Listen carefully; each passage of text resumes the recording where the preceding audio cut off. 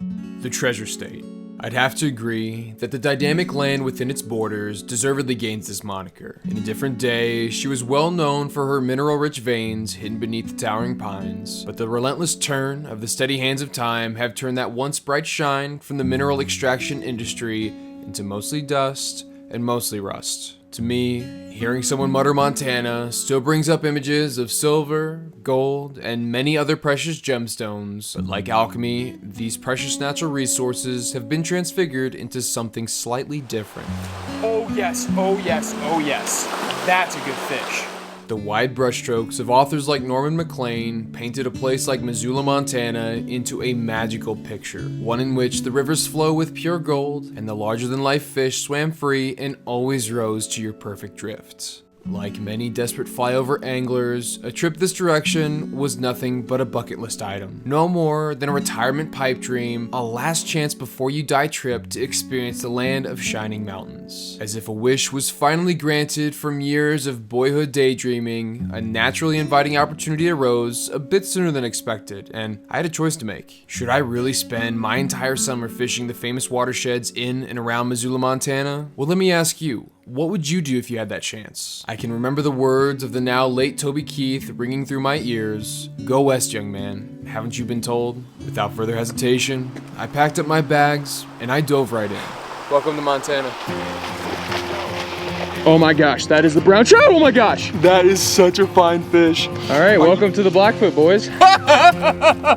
That is probably going to be the upper tier for cutties you find in a place like this. That is a phenomenal fish. See, you can really kind of see the reds pronouncing him.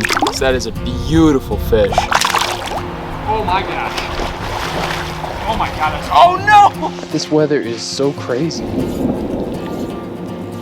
Oh man, that sounds so bad. That's a huge storm. You guys are a bold bunch. Safety in numbers, right guys? That's a big dog. Hey, wolf. Hey. Oh my god, did you guys see that? Hey, bear. Hey, wolf. Because I guess I gotta say both now. To any angler, the pure potential of Montana is enough to overwhelm the senses. Most of these systems stretch on forever, and you could drown yourself in a sea of maps trying to track down that perfect bite. When the angling possibilities are nearly endless, differentiating opportunities is by no means an easy task. This summer was long, and a lot transpired. The best way to encapsulate my time in this special place, while maintaining some form of structure, will be to break it all down by chapter. Chapter 1 will be a brief look at the mostly overlooked blue lines staking through every drainage. Next will be a look at the many mighty roadside rivers that converge within Missoula's city limits. Now, it wouldn't be summer without a trip to the Alpine, so Chapter 3 will be a peek at the lonely blue dots smattered among the many towering peaks. Finally, I will focus on the seldom seen backcountry options deep in the heart of Montana's wilderness. Searching high and low, and I mean low, this video will pass over the lakes, rivers, and streams spanning from the Bitterroot to the Clark's Fork, and especially the Blackfoot drainage. This is by no means a comprehensive breakdown of everything Montana and subsequently Missoula has to offer. In reality, I barely scratched the surface of this behemoth angling iceberg. I'm gonna do my best to recount each of these adventures and how it shaped the overall narrative of my summer in one of the trout fishing capitals of the world. I hope you enjoy the views as much as I did and maybe learn a thing or two about Montana along the way. But most of all, I'm really happy you decided to stick around this far. My name is Mike, and this is a Fly All Season story. Oh my god, that was so cool. That right there is that's a core Montana memory.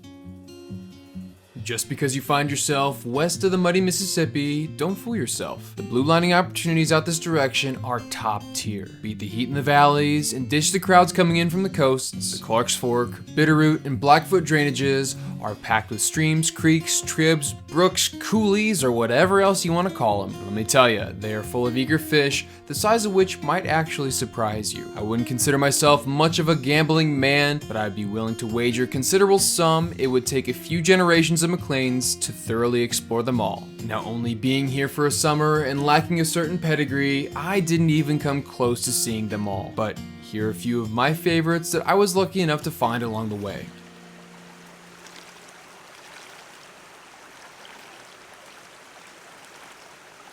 Now, throughout this segment, when I say creek or stream, take that with a grain of salt. Whichever cartographer decided to designate some of these bodies of water as quote-unquote creeks might have been sipping too much huckleberry wine at the time, because not too far outside of town is one of the most famous in the West, a creek I might add that would rival most rivers anywhere else you find yourself in the lower 48. In a beautiful valley positioned between pockets of private land sits a creek that's not so cleverly disguised as a full-blown river. You'll read about it in almost every Montana angling book, so naturally, Rock Creek was one of my first stops this summer. Now, I don't want to spend too much time discussing this particular quote-unquote creek because it isn't exactly what comes to my mind when I think about Montana's small stream scene. But regardless, I would recommend giving this easy access spot a look purely for the potential to catch quantity and quality of multiple salmonid species. My buddy Nick and I ended up doing exactly that, just a few slippery miles upstream of a well-traveled parking lot. If we go up a little further, it'll be easier to cross. To get to that? Yeah, to get over.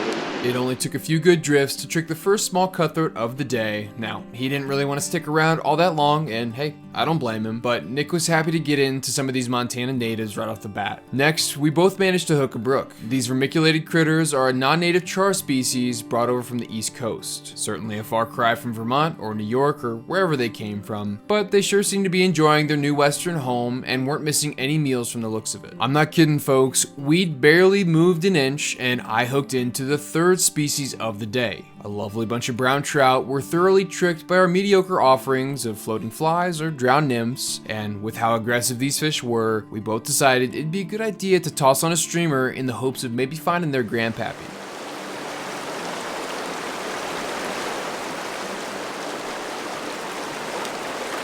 Oh, bull trout, bull trout. Oh shit. Where was he sitting?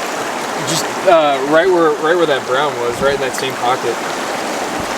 Whoo, Jesus. That's a nice freaking bull trout. Holy shit. You can maybe tell I was a bit surprised by this big-headed beauty, and in my attempt to handle this native gem with velvet hands, it wriggled right through the gap in my net, and I can't say its early departure upset me all that much. I'm just happy to see that it was back in the water no worse for wear. That was now our fourth official species in just one hole, and Nick and I were starting to laugh at how all these different trout species could coexist right next to one another. That's a big old brook. Damn. Yeah, he's got a thick head. Oh, that could be a bull trout. That's a bull trout. That is 110% a bull trout. Angling in bull trout water here in Montana can be a touch taboo, and overall is a bit confusing to outsiders. Alright, we have video proof. You weren't targeting bull trout. No, not on purpose. We got him back safe and sound. Yes. Later on in the video, I'll try my best to tackle this tricky subject and offer the context needed to wade through these gray waters. But after an astronomical number of fish in just this one hole, the rest of this alleged creek was rather quiet. However, we were satisfied with the outcome of a short afternoon session, so we turned our focus back to the truck and back to Missoula. On our bumpy drive home, a reluctant local sheepishly gave us the tip on some true small streams that might be worth a cast or two. Don't get it twisted. I like the looks of Rock Creek and other larger bodies like it, but again, that's not what comes to my mind when I imagine small stream adventures. For me, I need to be wading through ankle-deep water, I gotta hear the muffled gurgles of moving water, and most of all, I want to be casting at overzealous panfillers punching outside their weight class. Now, of course, this kind of fishing tends to entail a bit of bushwhacking, and the fish, they don't always give it up for free. But much like everything else in life, putting in a little bit of work makes the outcome that much more worth it in the end. Each little squiggle, stemming from its more famous father system, has so much character in its own right, and the salmonids that call these creeks home are a direct reflection of that. There are certainly many to choose from, but this was by far the front runner for my favorite blue line memory from this summer in Montana. Yeah, as long as it's flat, we could eat it. Yeah, if it's flat, we can fry. On a random weekday night, Nick and I decided to seek out a true small stream experience. We landed at a barren parking lot and continued up a quiet trail. Didn't take many miles, however, to spot a few of the resident fish, and just under this log jam was a pool that was almost impossible for any small stream junkie to ignore. Nick went straight to work and managed to trick the first fish of the outing. That's fish. That's fish. Here, net.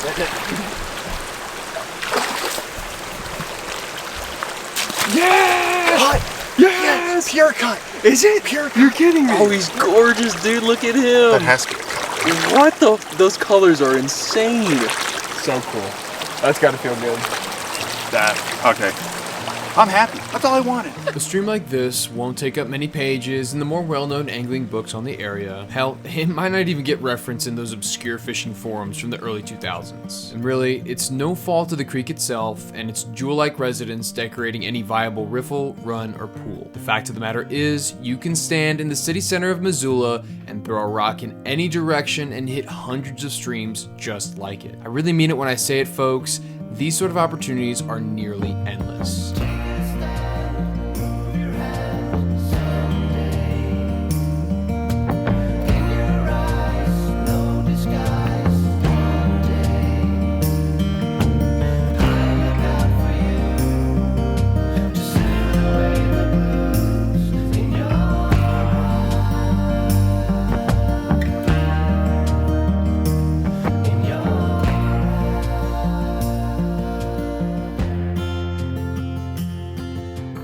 And I can't stress enough how much fun these sort of streams are. Sure, getting to float down a big river and see lots of land is great, but there's a certain intimacy felt as the banks begin to shrink. Plus, having a willing dance partner makes the blue line tango very memorable. Caddis, hoppers, ants, beetles, it doesn't matter. These trout may not be the Montana brutes we all dream of, but they are more than willing to give your messy men's an enthusiastic smooch for as long as you're able to wade. Another benefit is that you really never know what you're gonna get. I hate to sound like Forrest Gump, but it's like a box of chocolates. Tonight, we found ourselves going back and forth between gorgeous cutthroat and beautiful brookies. Not exactly predictable, but you can almost start to pattern out where these fish species like to fill their niche within these micro watersheds. If it weren't for the setting sun and the claustrophobic willows, there's a good chance we could have casted until all the hackle came unfurled. Small streams are truly a joy, but with this chapter coming to a close, it's time to scale things up a bit.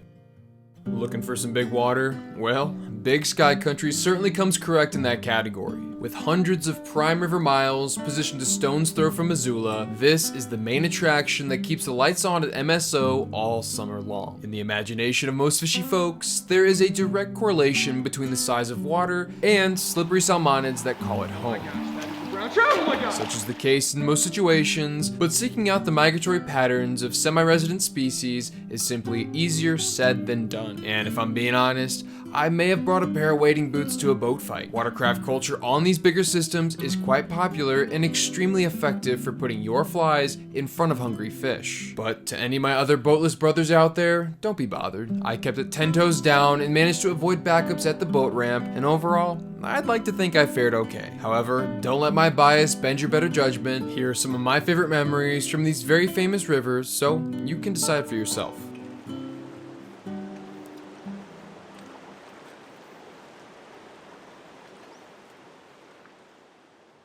The sweltering heat had folks across every drainage grumbling about the inevitable hoot owl restrictions. Hoping to cool off a bit, I mapped out a section of the Clark's Fork that might be worth wetting a line. Now, I'd hate to sound disappointed with my first foray on one of Montana's big rivers, but the lukewarm water wasn't exactly the sensation my roasting pups were ready for. I was fully expecting some toe-numbing relief to help endure the radiating sun, but instead, the smell of dead fish wafted in the canyon thermals while my t-shirt clung tight to my back. Hopes of seeking out any trout only continued to sink because there seemed to be an overabundance of schooling minnows, the quantity of which reminded me of other warm water fisheries from back home. Not really ready for the shock of this trout-like take, my normal hook set may have been slightly altered, but this was just enough for me to stick around and see what was around the next bend. I mean, at least there was some sort of fish down here. Also, I was desperate to break the seal on my brand new trout space setup, and despite the temperature, this water did look really fishy. The folks on their boats must have thought I was lost, and I don't blame them. Their confused glances were often followed by timid waves. But little did they know that I was hot on the trail of a killer bite. A rush of excitement emanated from a heavy tug on my helpless swinging fly. Oh man, could it be that big rainbow? Ooh, maybe it was that buck nasty brown I was looking for. Yeah, no, not even close. Colloquially called the squawfish, this northern pike minnow removed the smell of skunk, but only seemed to worsen the smell of rotting fish. Well, I don't know if that counts, but that is officially my first fish on a trout space setup. That is incredible. I gotta figure out how to get that line through the furrows because it didn't seem to want to go. I almost lost him. But that's something. At least we didn't get skunked, which is always good. The rest of my swings were all strikes, but a little seed was planted. The tug offered by the trout spay was a new sensation that had my adrenal glands hungry for more. All right, back on the Clark's Fork. This is a bit of an urban section, you could say. I just want to get some casts in. I don't know. Not really going for any specific goal or any, fish. If I get one, great. If not, no worries. I just need to start working on my trout spay casting. So, yeah, let's try not fall in and freeze our butts off. In the shadow of Montana's finest learning institution, I really put the MT in empty. Not a single fishy sniff coming out of the Clark's Fork told me that a change of scenery might be in order. I kinda hesitate to even talk about this because I didn't really give the Bitterroot a fair shake. Again, being relegated to foot accessible spots kinda narrows down available options, especially when this valley has a heavy private presence. Regardless, high-holing anglers and the sound of a busy road was more than enough to shake my confidence for this entire drainage. Keeping the baseball analogies going, the Clark's Fork and the Bitterroot were a swing and a miss. I had no 2 count, and one more strike would surely do me in. On the eve of some very important guests coming into town to visit, I found myself scouting out the last major river in the area. Unlike some of the others, it didn't take long for me to find solitude on the Blackfoot. The sounds of the road gave way to the river and ominous grumbles of distant thunder. There might have been a flash in that hole. Oh, that right there, that was most certainly a follow. Damn, that was an eat, and he took the whole kit and caboodle. That's just brutal. Just as I was getting warmed up, the clouds were building strong and the resident amphibians were staging for a wet evening.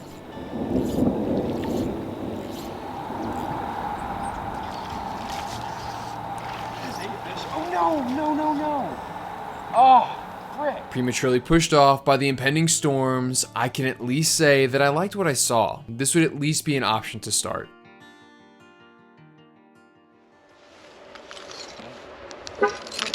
Hey Doug, we're gonna go this way if you want to come with us. I mean, it's a way. I don't think in this to some place. This spot there is no such thing as the way. Boom. Easy.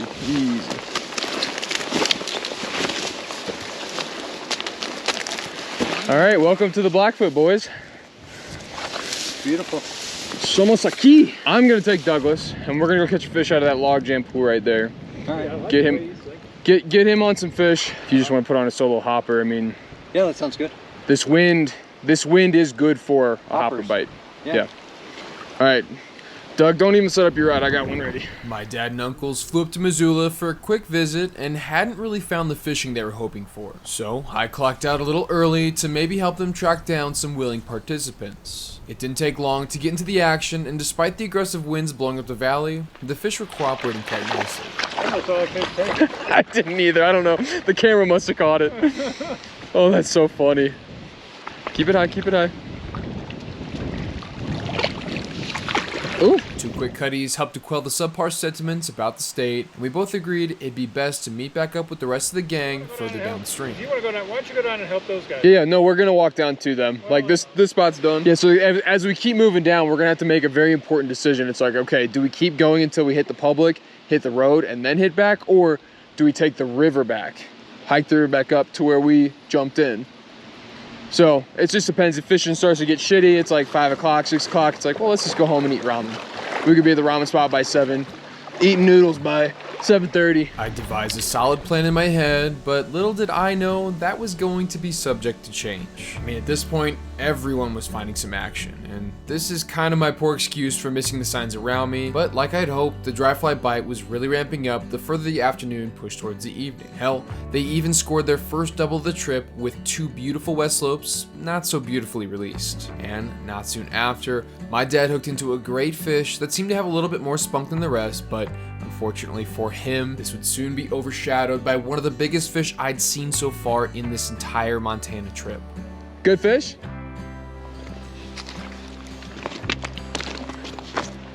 I might have to give it a gander if that's a good fish. Oh, yeah. Douglas. Douglas Murray, look at you. That's a great cutty. Holy smokes, man. You got plenty of line out. Oh, baby. Doug, look at that. Holy cow. Okay, this is a deeper net. You want to slide him on into that? Oh, and you got him 8-ball corner pocket. That is, oh, and he just popped out. Now, can I nag you for some pictures for this one? Yeah, you can. And then destroy the other ones. I'll make sure to burn them.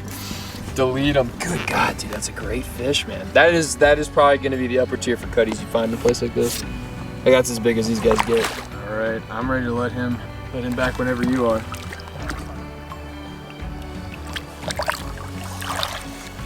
Now that's a Montana fish, wouldn't you say? That was good. Does that live up to the hype of old McLean? That was good. Sir, that's a great fish. That's a congratulations right there. That's a phenomenal fish. Chasing these 3 down was by no means easy, and there were a lot of fish that were caught that the lens never captured. But as Lady Luck would seem to have it, I was always around when it really mattered most. Oh, you got 2 on. You have 2 on. I got 2 on. Holy shnikes. You've got 2 on. I got a freaking double going right here, boys. Keep them both on. Keep them both on. Did I lose one? No, you got them both. It's a brown and a cutthroat. That's hilarious. Okay, I'm gonna get the bottom one first. No way. Oh my God. That's ridiculous. That is stupid. That is so stupid. A brown, oh my God. Blackfoot is popping right now. John's on. This guy just scored an unbelievable double. Oh, look at that. Both of the flies I just tied on for you. Imagine that. That's a winning combo. Boy's gonna go. There goes 1. There goes 2. That deserves some fishy knocks. That was crazy. What have you done? You know, this was on. What have you done? This was on 1 cast. I don't know how I did this. Yeah, at this point, just try to save anything. Some of it. Jesus, Marion Joseph. I gotta pee. Thinking my plan was still working to a T, I felt comfortable enough to capitalize on some action myself. Quickly, I was rewarded with 1 little cutty, and I was more than satisfied with this as things really started to change. Now, I should have noticed this a bit sooner, but the clouds were starting to move fast and darken with each double haul. A sheepish suggestion to shimmy up back to the truck was made, but the call, it might have been a few minutes too late. Hammer under, it's raining. I know. It's water resistant to a point, but if it starts to downpour, I'll wrap it up. Feels like fall, Doug, and I don't like it. I don't like it one bit. Are you worried about me? Yeah. Sometimes you just fall in. This guy's gotten too big for his britches. Catches 1 nice fish. Unbelievable.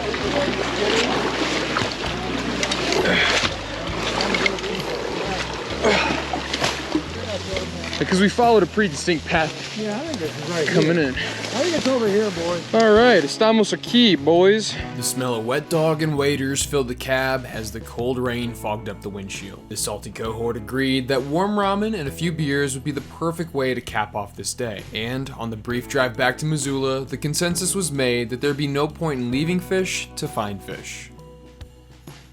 A wall-like fog made passing slow traffic a suicide mission. It didn't deter this fish-fueled crew, rather, it just slowed us down.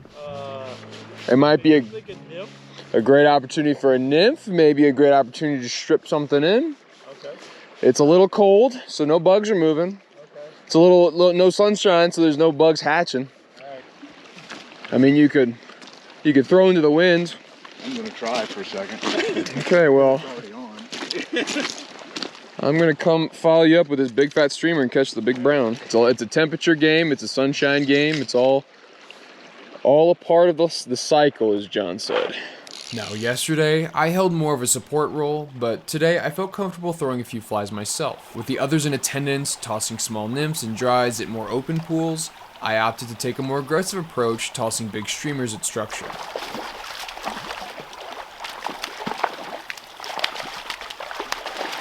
Oh yeah, baby. This sizable cutthroat helped to remove the smell of skunk and solidify the idea that stripping, it might be the move. See ya, brother. I was far from alone in this morning action. The fog was thick, but everyone else was finding a few fish. Pushing upstream, there was another nice hole that seemed worth a cast or two.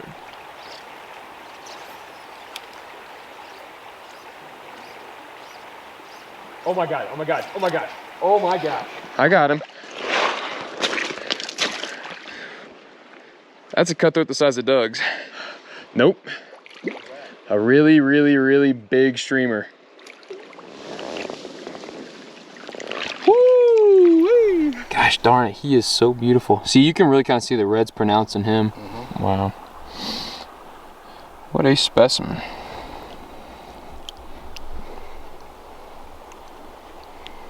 You're good to go, brother. Oh, he went the wrong way. The whitefish, is that unusual? Well, we're nymphing. Well, I know, but... So we avoided all the whitefish yesterday because we were throwing dry flies. Well, I understand that, but and then the streamer fish that we're catching, you know, they're... I mean, I got a whitefish down there. They love those Prince nymphs. John, you gotta take it easy on these boys. I got a, Oh! thank God. No whitefish was saved as we leapfrogged upstream. The haze from the morning was burning off quick in the wake of the sun, and I kept the same program going as the morning moved into the afternoon. It was really interesting to get to see the quantity and quality of bigger fish in this system. The dedicated dry fly dudes couldn't really discriminate against the smaller sizes of fish. My big bugs were the perfect deterrent to dissuade the more abundant dinkers. There's another one about his size following it too. Probably about the one I had yesterday, I think. Yours is bigger. Yep. Just slight margins though. You can kind of see how these bigger guys, they're getting that nice red on them. Head slash there. Alright, brother. I'm ready to rock whenever you are. In the free world, see ya. Most cutthroat species are stereotyped as strict insect eaters, but with size and opportunity, they will display predatory behavior. Let's just put it this way. Would you rather sit down and eat 100 individual pieces of popcorn all throughout the day, or slam one fatty ribeye all in one sitting? A juicy steak followed by a nap sounds pretty good to me, and all these cutthroat, they seem to agree. There wasn't anything all that special about the fly I was throwing. The key thing I'd note is that this torpedo was heavy. A lot of these logjam holes weren't all that long, but boy howdy they were deep. So getting a fly down in faster water requires a lot of weight. Oh shit, that's another nice fish.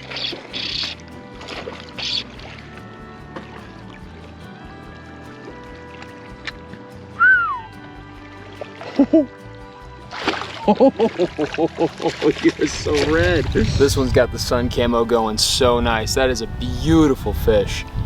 Just so gorgeous.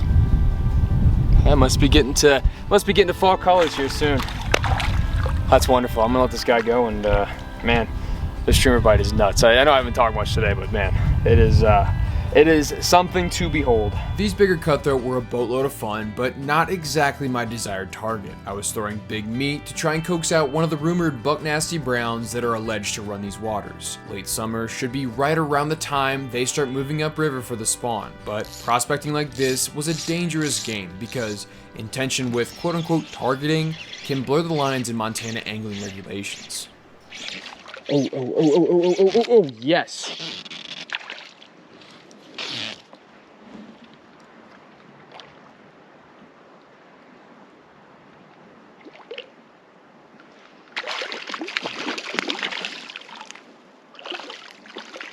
Oh, John, it's a bull trout.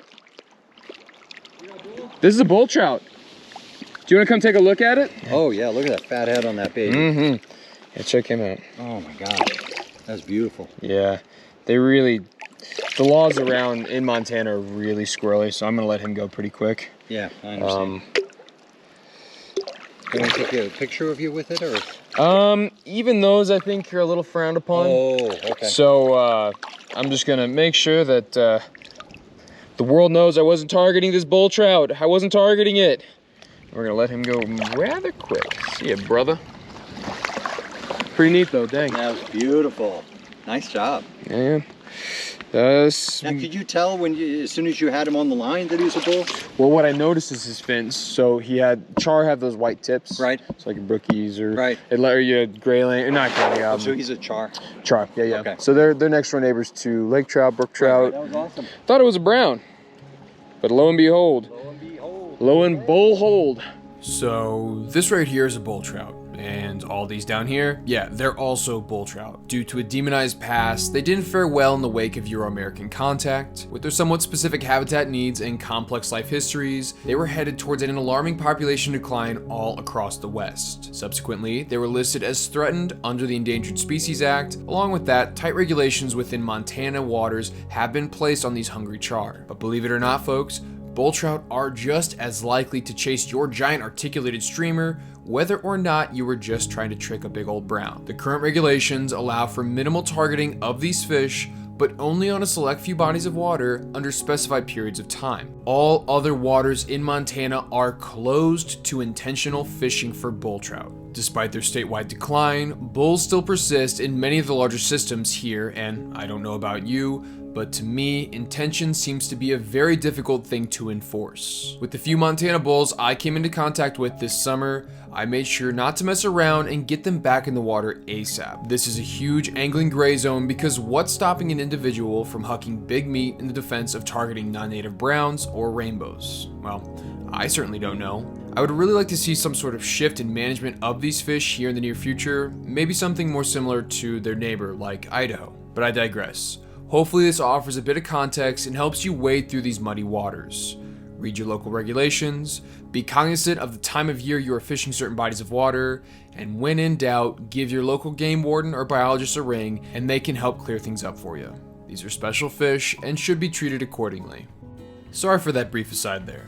Back on the Blackfoot, things were really reaching a fever pitch. This section of the river was big enough for all of us yahoos to comfortably spread out, but at the same time, small enough to stay close and enjoy each other's catches. The sandy beaches were warm and inviting, the perfect spot to take a load off and watch your comrade rope in a few eager cutthroat. That was phenomenal. Fish jumped at him.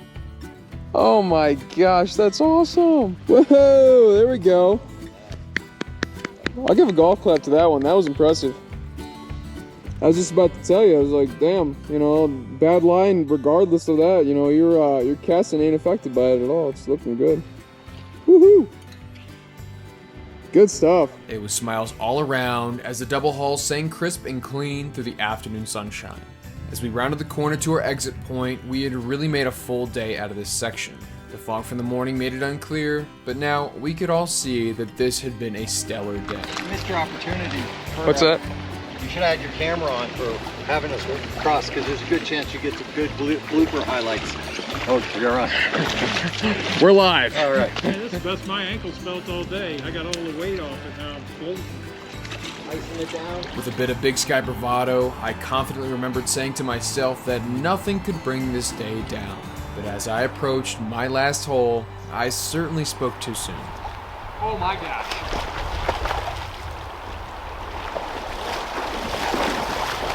Oh my god, that's, oh no! That was a 20-inch brown, dude. Holy shit, he took my thing too. Oh no.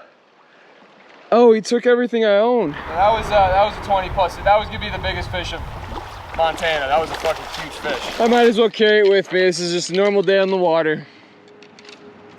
I'll be back in a bit, boys. To say ruin would be far too dramatic, but my goodness gracious, the power of that fish wobbled me. I could have and should have done a million things differently, and now, kicking rocks all the way down the road, I had a problem. A feeling was sinking into my bones, and I knew I couldn't leave Montana without finding another brown like that. The seed was planted, and with the asphalt and semi-trucks as my witness, I vowed to complete this mission.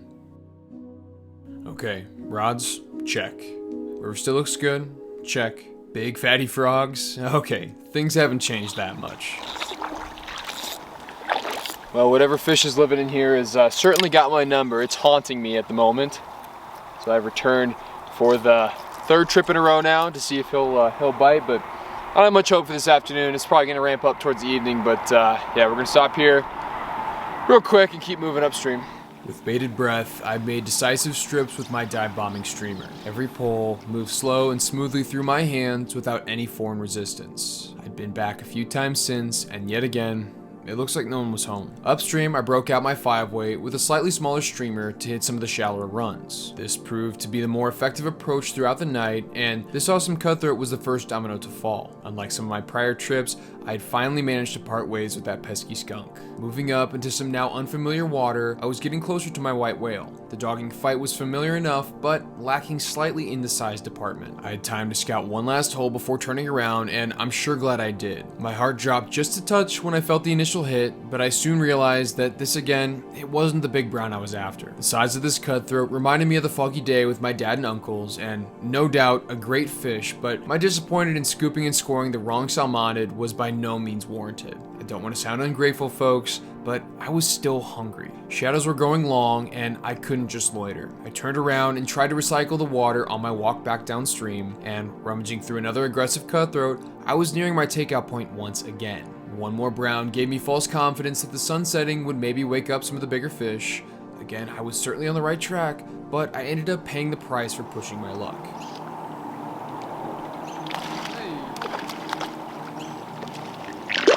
Oh shit, oh shit, oh shit, oh shit, oh shit.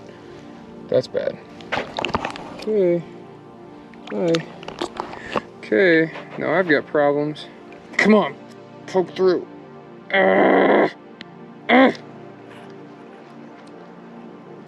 Ouch! The Blackfoot gives at times, but then again she takes away.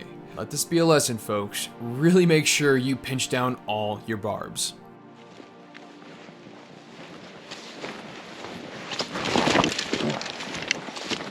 Okay, this looks like a path. Okie doke. Last trip on the Blackfoot. Last, but far from least, the crisp of fall hanging in the air really made it feel like the end was near.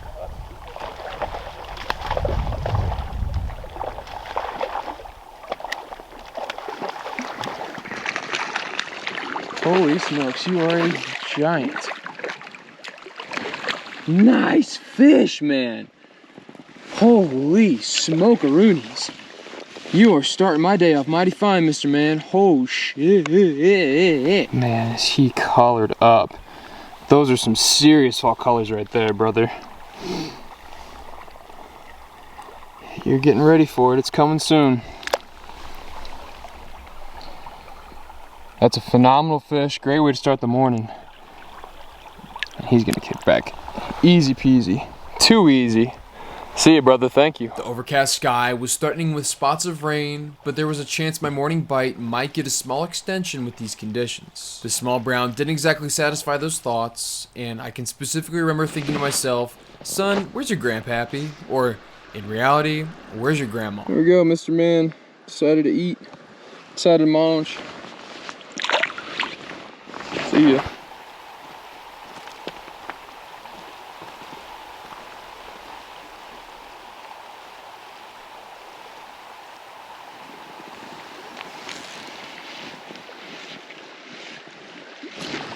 Oh shit. Oh shit. Oh my gosh, that is the brown trout. Oh my gosh. Oh my gosh.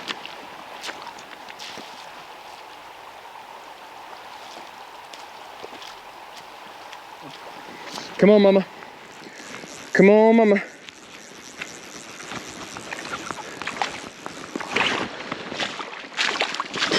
Ah! Oh!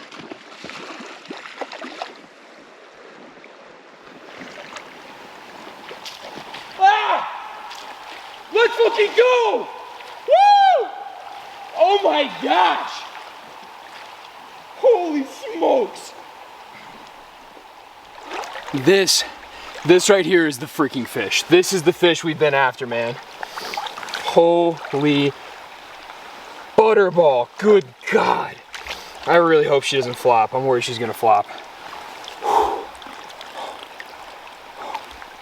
Oh my God. That is such a fine fish. Are you seeing the dimensions on that thing? Yo, that's such a big mama. Woo! Are you fucking kidding me? That's such an insane fish. I cannot believe she did that. She just came out and destroyed it. Yeah, this girlie, I might have to name her Hannah Montana, because holy smokes, is this a nice fish. That's such a phenomenal fish, and she's doing so well. All right. Let's see how you do here. So good to go. You don't give a single rap. I am trying so hard to compose myself because I don't catch fish like that very often, and that thing was a certified tank. I can't remember the last time I caught a brown of that caliber, and that's the thing. We're in that late summer, early fall transition period. She was full of eggs. She's a pre-spawn piggy, and gosh darn it, I knew they'd be in here. Just timing and weather and everything. It's just, oh my gosh, I cannot believe. Oh my gosh, I can't believe we got that fish. That was so insane. On a 5-weight, no less. The old Ant Fire Rod's putting in work, baby. But yeah, just a little sculpin pattern. Have a little bit of weight on it, but yeah. Just right across this main seam, bop, bop, bop, bop, hump. I mean, that thing shamu'd, I think 3 times, if my memory serves me. That thing was jumping out the gym. That was, oh my God, that was so cool. That right there is that's a core Montana memory. But yeah, this gamble is already paying off, and I can't find the words. I'm still like shaking. That's so cool, man.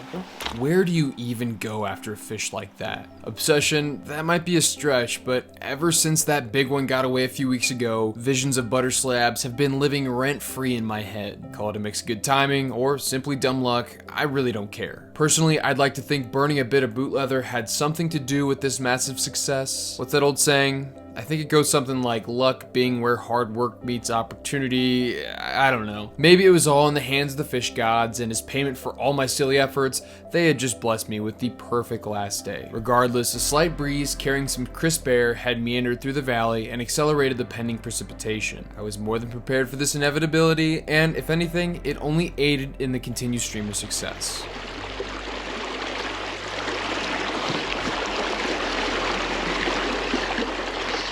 That's not a bad fish. No, it's not a bad fish at all. He wanted every single part of that. Yes, indeed, he did. That's another great fish. Fuck yeah, man. Look at you. That's another thicked up BT right there. Man, that is a phenomenal fish. Another streamer eater, and I think yeah, we're gonna get this guy back. That's good stuff. Things today were far from automatic, but each flash, chase, and take would encourage me to keep the pace. Fishing in the rain certainly brings its own challenges, and don't even get me started on filming under these conditions. But the juice is often worth the squeeze, seeing as I've had some of my best days on the water being completely drenched. And I can't help but bring up the fact that with all the traveling I do, I struggle to get fully dialed in. Some might call it suffering from success, and I might agree, but the human condition can't help but look at the grass always being greener on the other side. New states, new regions, new rivers, and new fish make dialing in a particular pattern downright difficult. Throughout this rivers chapter, I didn't really give much time to the Bitterroot or the Clark's Fork. Their first impressions didn't really grip me, and once things heated up on the Blackfoot, there wasn't much that could steal my attention. Each cast was a new puzzle piece, and every step along the river helped me to put together the picture I wanted to see. To me, it was really interesting to get to experience a wider range of fish distributions, both with size and species. Late summer showed the higher number of larger cutthroat hanging around, but clearly the influx of browns later on coincided with an incoming fall spawn. Today's streamer madness was simply the culmination of hours of reading, meticulous planning, miles of driving, and most of all, time on the water. I'm not denying that luck played its part, because unless you're you're some normal bloke from New Zealand, you don't catch fish like this every day. And it's almost a shame to say because I caught a lot of great fish in this section, but now they are all unfortunately playing second fiddle to that Hannah Montana Big Beauty Brown. But with this last day on the Blackfoot coming to a quick close, I only had time for a few more casts before I had to tuck tail and run. Why not grab one more big brown for the road?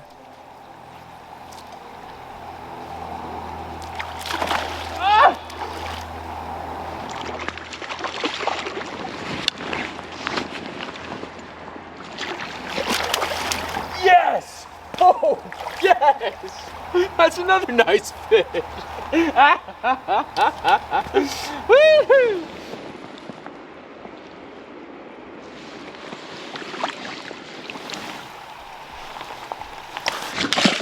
Oh no. There he goes. Rats. Look at this little son of a gun.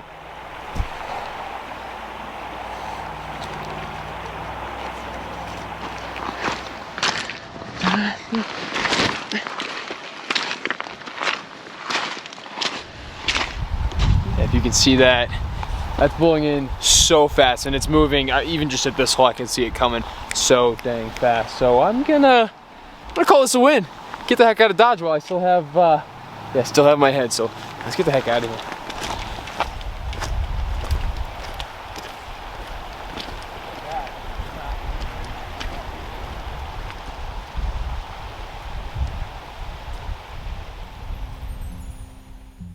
If you were to slowly zoom in to any map of the aforementioned drainages, every scroll will reveal a smattering of tiny blue dots. Oftentimes treated as an aquarium, the hundreds of trout-filled lakes in the area are a tempting trip for most any fly angler. From grayling to golden trout and everywhere in between, some lakes are big, others are deep, and some might take more than a day to reach. Mirror surfaces reflecting sparse spruce and the gray slate of exposed peaks tend to be the set and setting of some of my fondest boyhood memories. Strapping on an overweight overnight kit, or even just a small day pack, can get you away from the thick crowds and up to where the air runs thin. Not all of these little oases are created equal, but with the sheer quantity, there is sure to be more than one that suits your fancy.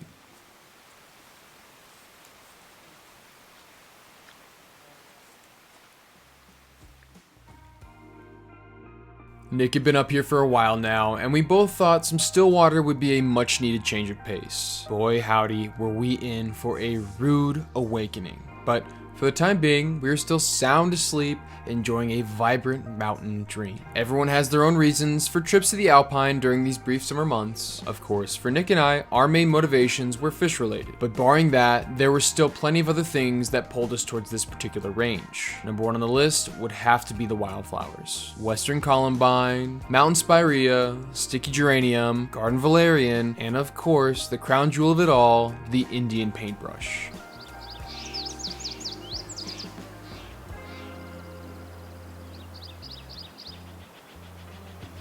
There are just wildflowers everywhere.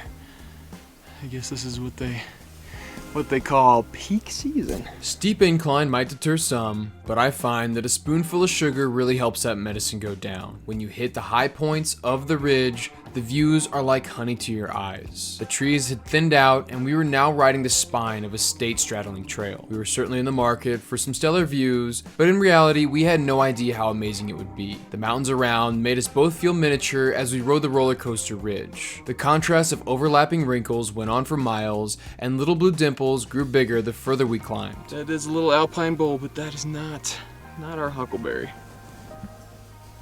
Close but no cigar. The final box on our checklist was the potential to see wildlife. Now, this ain't Yellowstone, folks, so the critters don't just walk by the road. We'd really have to get lucky if we were to see anything significant throughout the hike. Things had been mostly quiet right up until we laid eyes on our target lake, and early summer, it had been far too warm for any snow to still be sticking around. But off in the distance, Nick spotted a line of white that seemed to be on the move. In fact, once they caught our wind, they practically tripped over each other chasing down our scent. With the strain of this hike, and the convenient fact that we had both stopped here to take a leak, the intoxicating smell of salt and other minerals had the whole herd quite curious as to what the heck we were. This is about as close of an encounter as you can ask for out here, and really, how lucky were we? You guys are a bold bunch. Safety in numbers, right guys? Yeah, thanks for the path. We're gonna take it now. But after scrambling around this scraggly bunch, Nick and I had finally landed at the lake. One just rolls back over where we were. Okay, he's in the shadow right now, off to your right. Give it kind of a twitch. Oh, I see him. Yeah.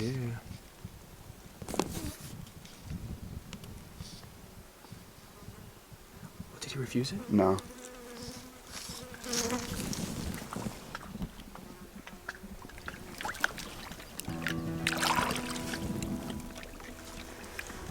I think 11 miles later that deserves some fishy nucks. Sir, that's a hard-earned fish. Very hard-earned fish, holy smokes. Remember earlier when I said we were dreaming? Well, this is where we started to hear the alarm clock of reality. Granted, we both managed to catch a few fish here, but it was a far cry from what we'd read about. On top of that, traversing around its bank wasn't exactly easy. The shoreline was brushy, and there was nothing resembling a walkable path. My lack of preparation was starting to show, and this almost got Nick and I into some serious trouble. We figured since nothing much was happening up here, we should just mosey down to the sister lake. It was just a few minutes as the crow flies, and it'd be a great way to catch a few fish before reconnecting with the trail home. Well, I didn't film much of that because for the better part of an hour, we had to fight for every single step. Quick glance at the map makes it seem like this would be a cakewalk. Find the creek, follow it down, no big deal, right? Well, wrong. The creek ended up being a series of sheer drop waterfalls, and even once we'd miraculously managed to make it down to the lake, the ridge spit us out on a sheer drop slope. There were multiple instances where one of us would either have to climb and the other would have to swim just to get around all the obstacles. Could you get to a spot, like what if you gave me your backpack? Could you get to a spot where you could swim and crawl up and kind of? I think it's literally just between these two knobs. Yeah. You're doing that, yeah, I think so. That would have been next to near impossible. Bad experience. And I've been in pretty nasty spots, but I seriously, I don't think without two people you could have gotten around that. Again, I cannot get over how misleading it would be that the upper is easier to get to than the lower. That one, I'm bad with Big zoink scoob. Toes and shins were cut to ribbons, and another 10 plus miles still awaited us on the back half of our day. To keep this analogy running, we were both wide awake by now. Reality, it had hit like a ton of bricks. These summer exclusive fishing opportunities might seem like a stroll through a wildflower garden, but it can go south, and it can go south fast. Pay attention to your topo lines and always be prepared to spend the night, even if your plans are just for a day trip. I think I see salvation, brother. What a dastardly day this has been. Starting everything off in the dark, that's exactly where we finished it. Over 20 hard miles later, we'd managed to make it back a bit bruised, but overall, safe and sound.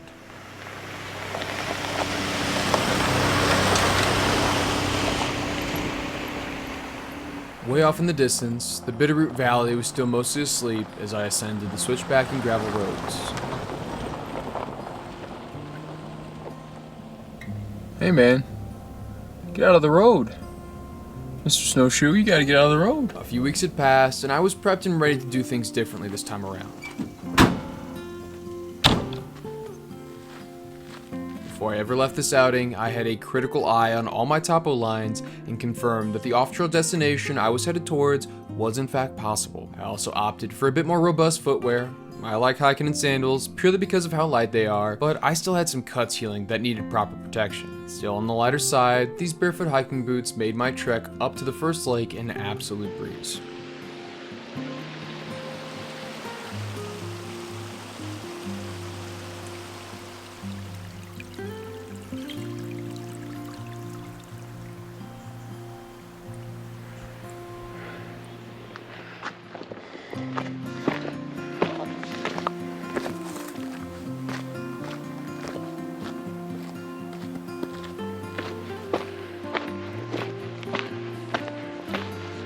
Oh, hey, good morning, buddy. Good morning, hey.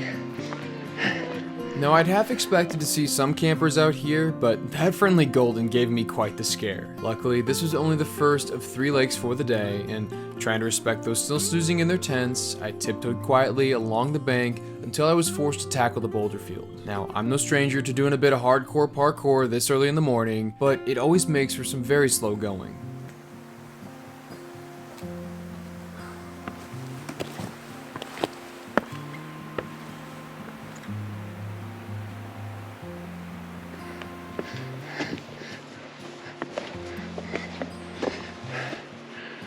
Whew. It's a boulder field right there. Much like the Valley Chipmunks, the campers down at the first lake were all starting to make some noise and get up and get going. And while they were both rummaging around for some breakfast, my early bird strategy seemed to be paying off. Laying eyes on now my second lake of the day, I could breathe a heavy sigh of relief. Oh yes, there's fish in there too. Yes. Hit the wrong topo line. I need to be on this one. Got a little bit too high.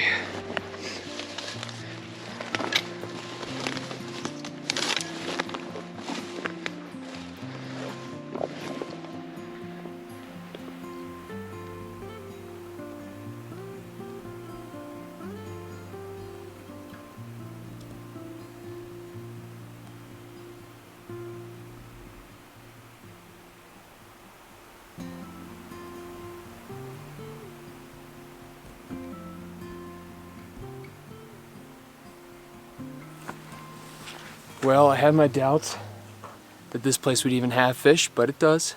Can't confirm that, and yeah, I think it's time get unpacked, get rigged up, ready to go. I think it's yeah, time to start here. Might as well strike while the iron's hot, you know.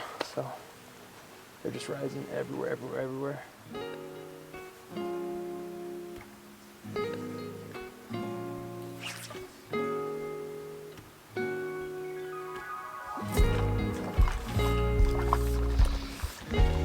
You look like a rainbow. What the heck? There we go.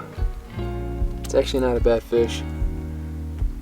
Not quite sure what I was expecting, but yeah, that's a great way to start the morning.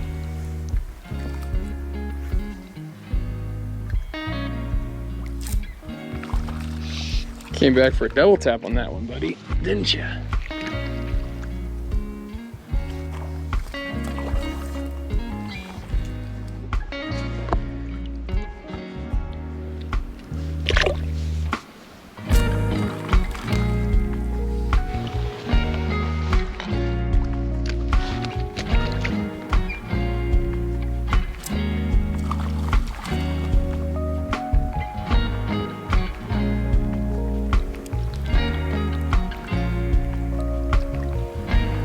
Eat it.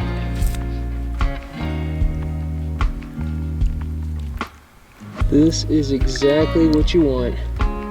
Chubby munching cutties all day long, man.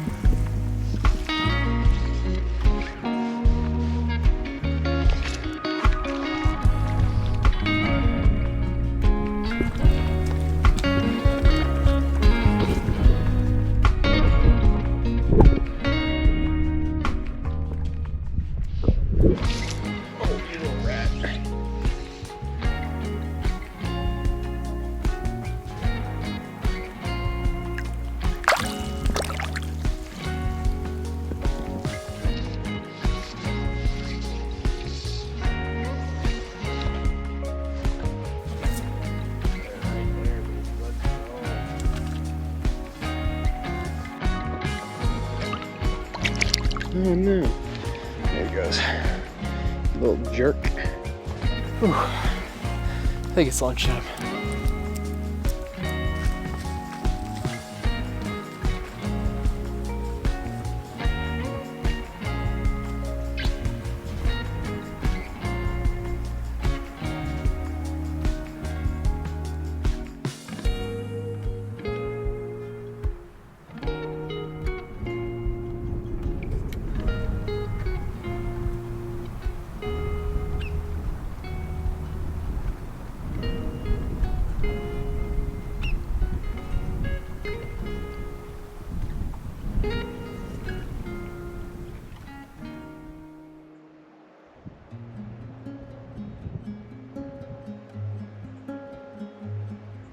The afternoon winds temporarily blew me out of my fish-fueled fury. Grumbles from an empty stomach made a shady group of trees look rather inviting, so this would be the ideal spot to hunker down for a bit and sip some much-needed lake water. It was refreshing to sit back for a second and widen my field of focus on this perfect little lake. We got ourselves a pika. Literally sitting right there. He gave me a little warning call. was all I needed to stop for a second and get some film. Oh, you're the best. The bugs and birds were buzzing and the fish were still cruising around from the looks of it. The lake chop continued to increase, but it wasn't nearly enough to scare me away from getting back down and tossing a few casts. I want to get back down there though.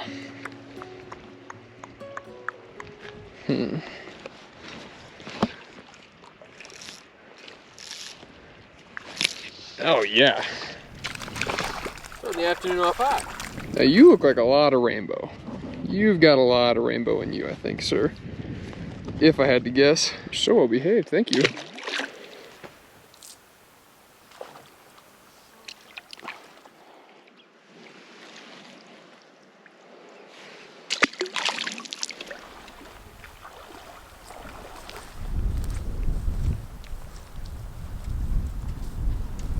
That osprey is hungry, man. He's in the AO.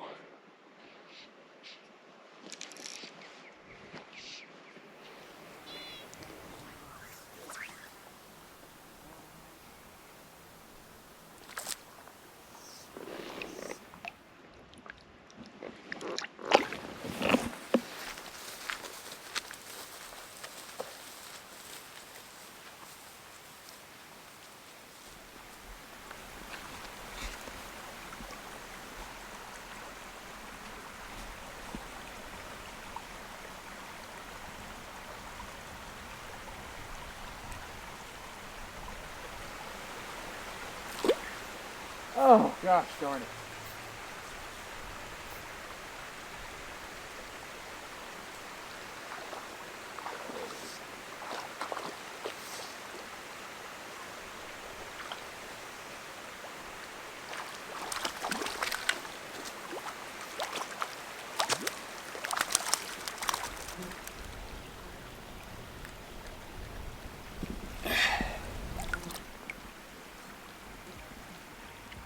Over halfway around, this side was full of interesting inlet streams. The cold rushing water and clean gravel made it a hub for these lake-bound cutthroat. I managed to find quite a few more fish as I leapfrogged down the small path paralleling the bank. There's nothing too crazy to write home about, but every one of these fish was so beautiful, and I'll never turn down a dry fly eater. Well, these fish are beautiful, you gotta give them that. Completing my counterclockwise crusade, I found myself hunting for one last rising trout hidden between the piles of drowned logs.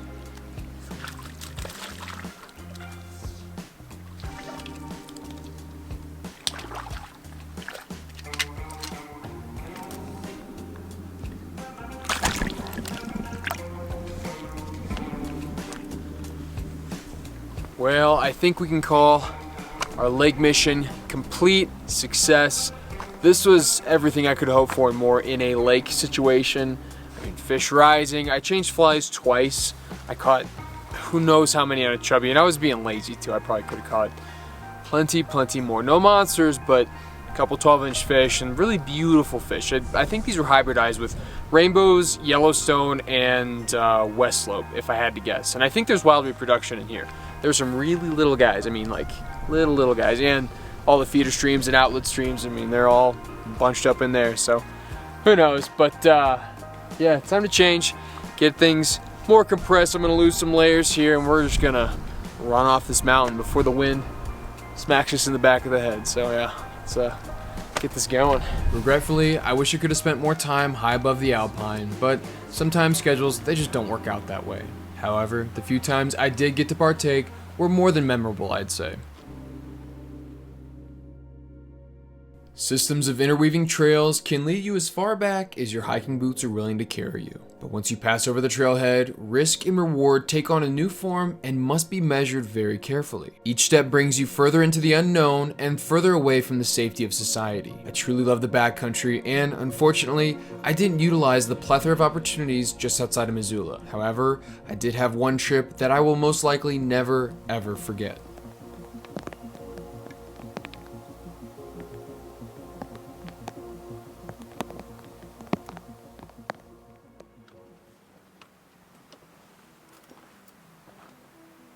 Okie doke, deep breath. It was time to lock in. My stomach didn't sit well, knowing that this was all just a hunch. A few whispers of phantom forks perked my ears, and curiosity moved me enough to end up at this mysterious trailhead. The doubt of this decision weighed heavy on my mind, much like the weight now biting down on my shoulders. Ah, yes. Grizzly country. Much like the wardrobe from Narnia, once past the threshold of the trailhead, you're now entering a wild new world. This omnipresent threat of an untimely interaction with one of these real-life monsters gave me goosebumps and heightened all of my senses. Whew. Those are fall winds right there. Good God. That feels like fall. I'm really glad this is open right now, because the more open it is the better advantage I have of seeing or hearing something well in advance versus sneaking up, you know, in the middle of a thicket or something and spooking something. This is nice that I can kind of see for a distance. Outside of a few nervous deer, I seemed to be the only figure occupying the trail. The grandeur of Montana was very much on display as I entered into the main river corridor, and feeling my guard lowering in the face of this beauty, the angry chatter of a nearby pine squirrel snapped my brain back into red alert. I found that these mouthy little rodents are a great pre-warning system when walking through the woods, but I think this time he was just barking at me. Pushing down the doubt and feinting bravado while gripping the butt of my pistol, I sheepishly announced my presence to the void just to be sure I was truly alone. Hey, bear. Hey, bear. Well, there she was. One of the major forks of the mighty Blackfoot sitting right in front of me. Truly the siren song to any angler passing over her deep blue. This water looked extremely fishy, but it didn't quite fit the description for what I was after. Like a good Argonaut, I ignored the temptation and maintained my measured pace upstream. Welcome to the scapegoat.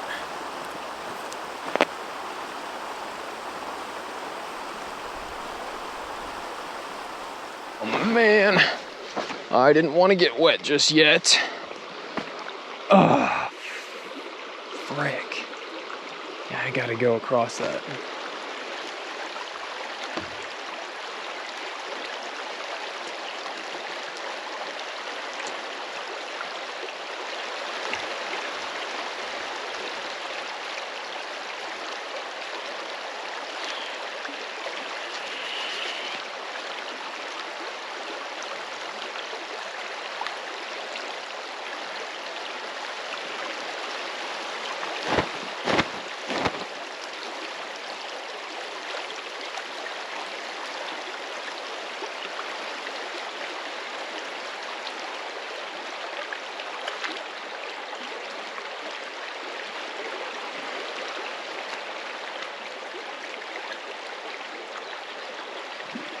This is gonna be chilly. Whew. Yep. Confirmed. Chilly as heck. Ugh.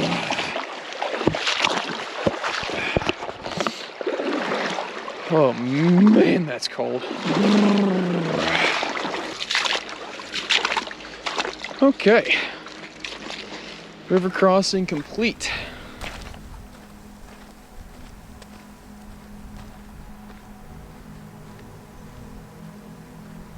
My wet sandals squished down on the powdery earth, and I was happy to have one more major hurdle now in the rearview mirror. With an odd sense of comfort settling in, my familiarity with the sights and sounds around me gave way to false confidence. Knowing better than to fall into that tempting lull, I continued to whoop and holler all the way down the trail. Hey, bear.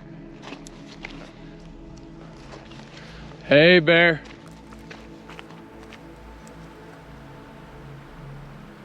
Finally pulling away from the Blackfoot, I made first contact with the phantom fork plaguing my imagination. As expected, the bed at the confluence was very dry and devoid of life. From what I'd read, adventurous anglers would need to keep the faith and know that water would eventually flow. It just might cost a few more miles than most are willing to pay.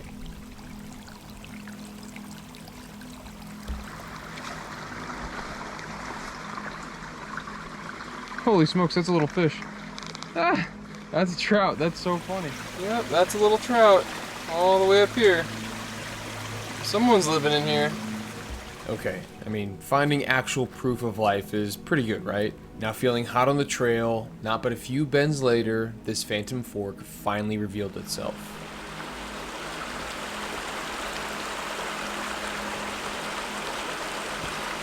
Damn, that's a big fish. Good lord. Wow.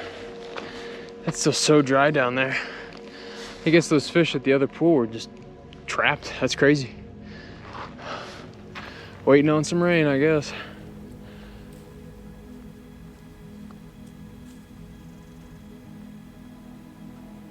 Continuing up the ridge, I could see the frequency of water steadily increase until I heard a full-fledged stream flowing strong. Stamina was starting to fade, and given the time crunch of this trip, my growing impatience had me scanning the now vibrant creekside for a potential camp. Seems like a pretty sweet spot. Kind of away from the trail, but still close. Yeah, somebody's been here before, that's for sure.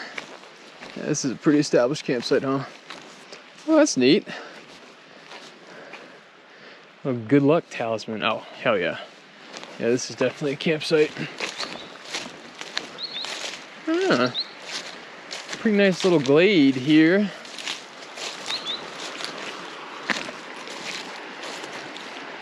Yeah, something about this makes you think I had to run it up here. This ain't half bad. Oh my goodness gracious, my body is feeling it right now, but we're at somebody's old camp. I'm gonna repurpose it, make it my own, but this is, yeah, I think this is gonna be home for the next few days. Personally, I need to get some food and water in me before I do any sort of setup. My body is really feeling it, so I'm gonna go sit by the creek, see if I can see any fish, and yeah, we'll have a little bit of time here after we're done setting up to get in the water, so this is good. This is really good. You can see a nice fish right there, another one right there. There's a few more little guys tailing out, but man, this is, I mean, this is the the home base pool and it's full of fish. I wonder what the rest of this joint looks like. This is so nice.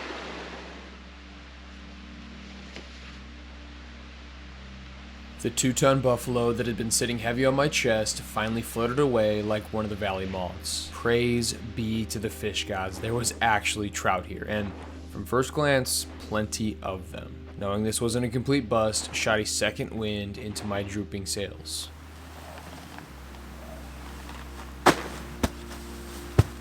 Seeing as I was alone, I had to make sure to maximize the outcome of each decision made. Whether armchair quarterbacks agree or not, I've been doing this backcountry thing for a long time now, and each silly rhyme has some sort of reason. And that's why finding this trio of healthy trees was the perfect spot to place the tent.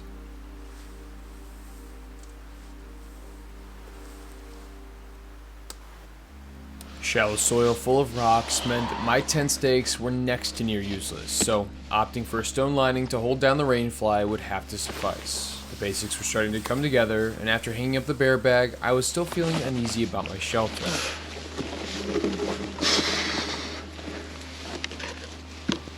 There were quite a few large branches from downed trees in the area that would thread together to make a wonderful perimeter fence. Lashing them all together with a few hundred yards of paracord would take more time than I care to admit, but in the long run, it would be more than worth it simply for my peace of mind.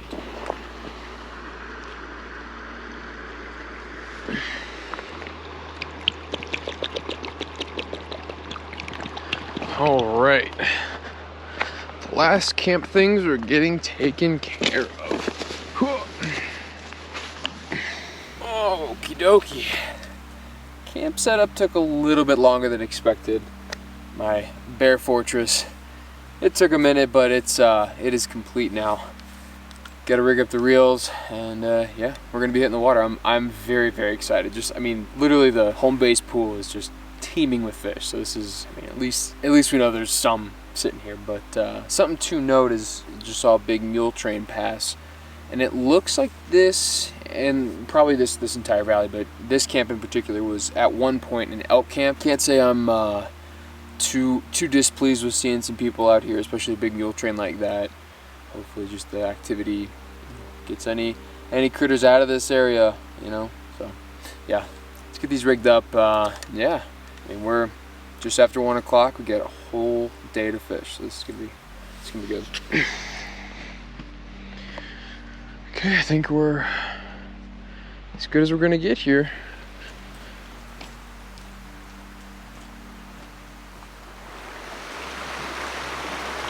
Now, I'm almost certain these guys get harassed, but I figured I might as well try, see if we can get one or two, because in reality, this is gonna be my bathtub and my drinking fountain, not really my fishing home. So, might as well catch them while I can, and then, yeah, just leave them as friends for the rest of the trip.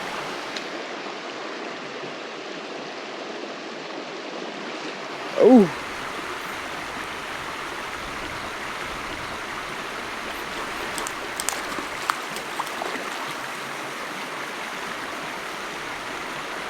Man, they're chasing each other. Good lord. You crazy sons of bitches. Whoa, dude. You got a chunk taken out of you. What the heck is that about, man? Dang, buddy. You're getting munched on by something there, friend. Yikes. Oh, that's a good fish. Holy smokes. Damn, buddy.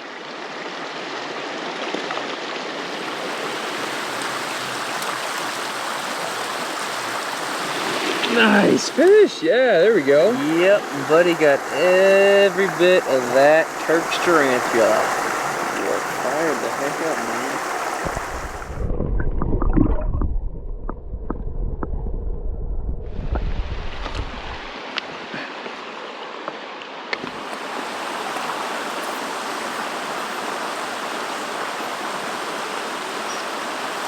Oh, that was a good fish. Wow, wow, wow.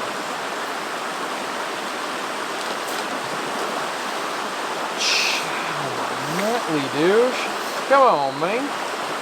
They are just crushing this thing. Easy, feller. Easy does it, feller. You look like a hybrid. You are a cut bow, sir. Wonder where you got some bow in you. Where'd that come from, huh?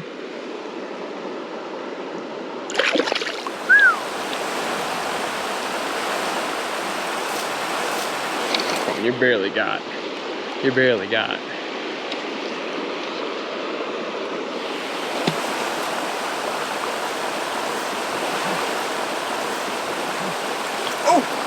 Oh my goodness.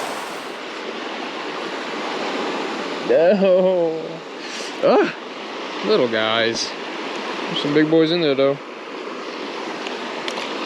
Looks like another cut, though. Oh yes, oh yes, oh yes.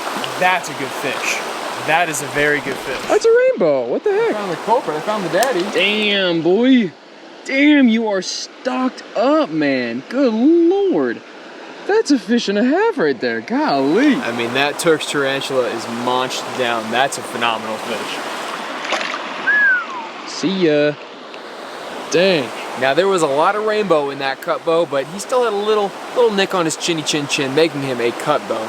But man, this is like almost ideal. They are so stacked up. I mean, I'm going 1-2 casts, just getting multiple hits on each, and he might have been the pool boss, but I can't control myself, so fingers crossed there's another one in there.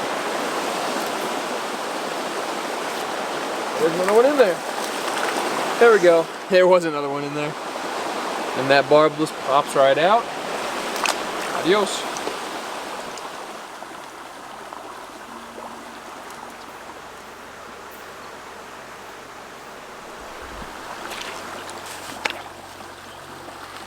Yeah, it's all starting to get narrow like this. I don't know if I want this. I don't. I think I'm gonna head back downstream a bit.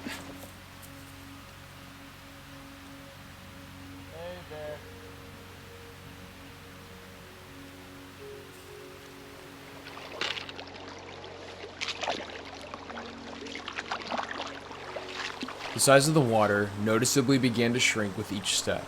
This was bad. I wasn't even all that far away from camp, but things were already shifting so fast. This was somewhat surprising, but it wasn't even close to what I ran into next. Okay, I don't know if you guys can see that big log jam down there, but there is a carcass. It looks like a deer, half eaten, and the critters are going crazy all the way down. I kind of I saw it and I basically ran back, because if there is a critter in the area, it might be claimed and they might be coming back. That is way too scary. Oh my gosh, I don't like that at all.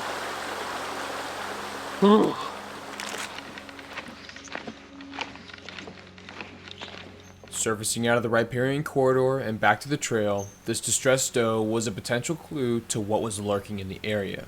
I just didn't put 2 and 2 together at the time. There must have been an apex predator in the valley. So I've gone both directions at this point, and I am back where I started.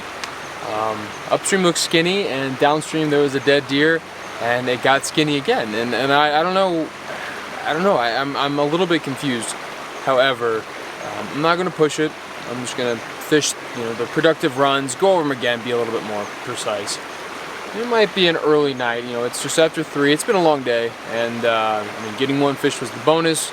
Getting more than a few, that's fine, but something about bear country's got me spooked, and I don't quite like that feeling.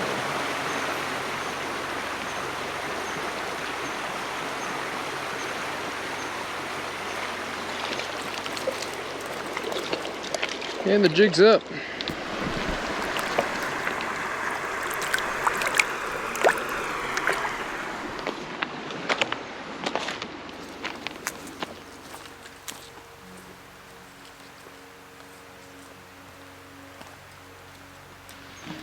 Alright, I think the fishing's done for the day. It's time to ice bath, get some dinner, and go to bed. I'm tired.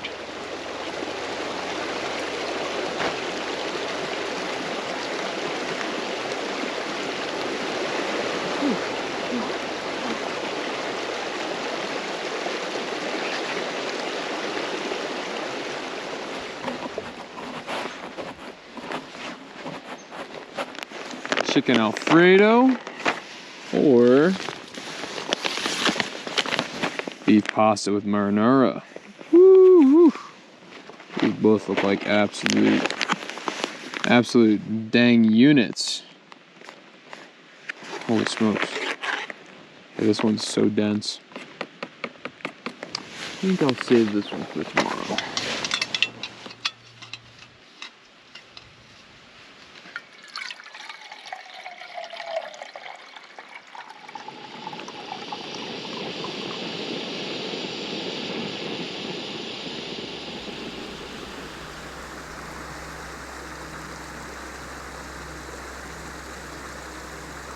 I'm usually familiar with calorie deficits on trips like this, but tonight, the energy bars and freeze-dried meals just couldn't quite quell my rattling stomach. Half empty, my cravings for calories couldn't compel these tired bones to make any more food. Perception of the world around me was slowly starting to narrow, and while I crashed hard, the crepuscular critters in the valley were just getting their day started. Heavy eyes were making a convincing argument for bed, and before I lost that battle, I made sure to glance at my map. From satellite images, there was a sequence of beaver ponds upstream, well, a few miles upstream. As my eyes closed for the last time, I figured something new would be better than nothing.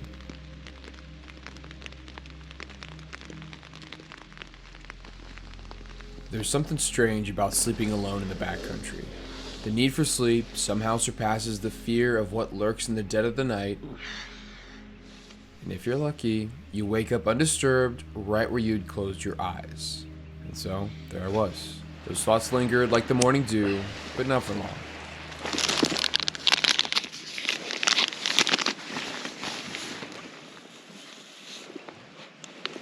Ooh, wet socks. Nothing better.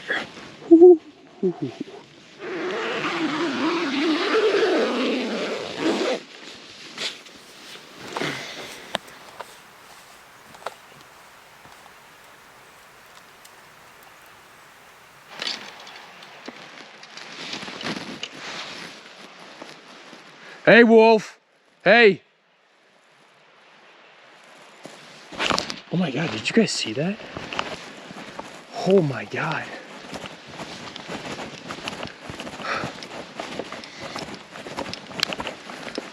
Hey. Man, he hit the Tokyo Drift so fast. He must have not heard me. Oh my God. There they go. Forget Yellowstone. This is where you need to come to find some wolves. There he is, there he is, there he is. Holy smokes. Holy smokes.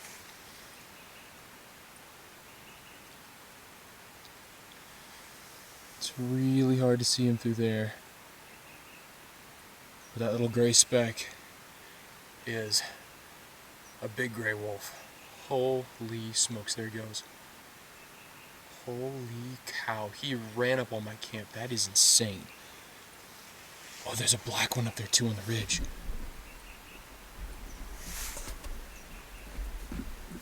Oh my god, that is so intense.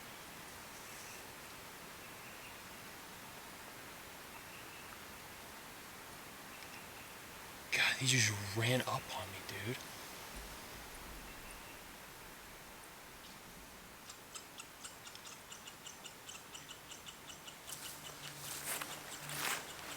Well, it looks like they've gone up and over, but who needs caffeine when you have a morning interaction like that? That was very spooky. Oh my god.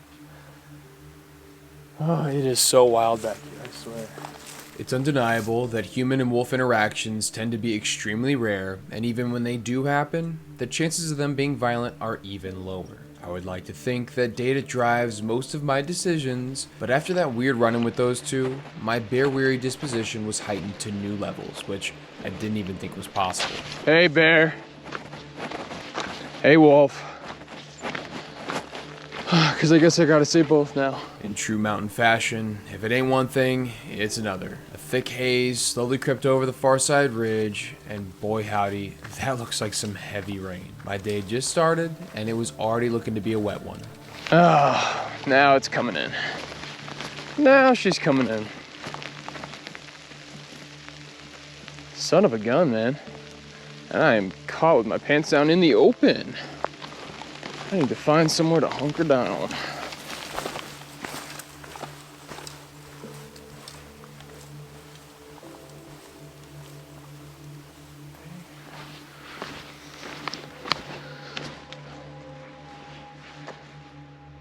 Let's go see what the water looks like. Looks like somebody goes down here. Okay, this looks to be our beaver ponds. About to get muddy, I guess.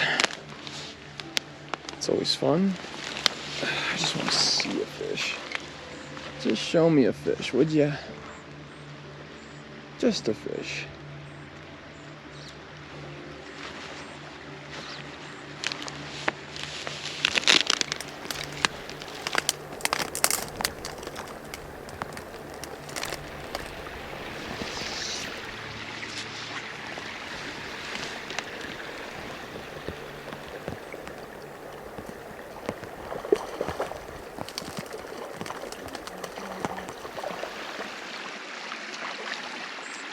Jumping over.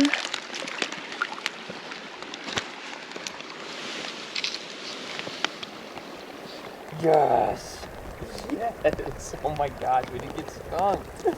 What? Kind of had to manhandle him up and over some stuff, but that is number one on the day. A very wet day. We'll get that hook out and we will let him back.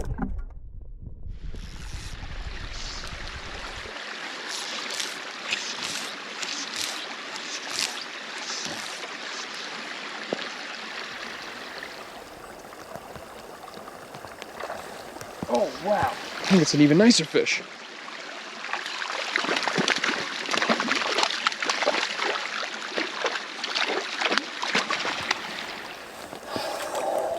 Yes, yes, yes, yes, on the top water.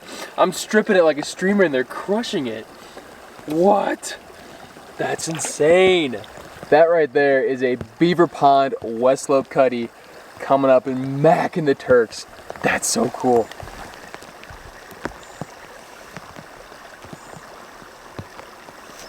Alright, we're just gonna quick let him back. Okay, and we're good. See ya, thank you. I mean, I doubt they're gonna be all that picky up here with very limited pressure, but still something big, something buggy. Can be used as a topwater or as a streamer. This is, yeah, this is great, but this rain's giving me perfect cover. Don't know how many more I can pull out of this run. I mean, who knows, but that's two, like, really nice wet slope. That's phenomenal, man.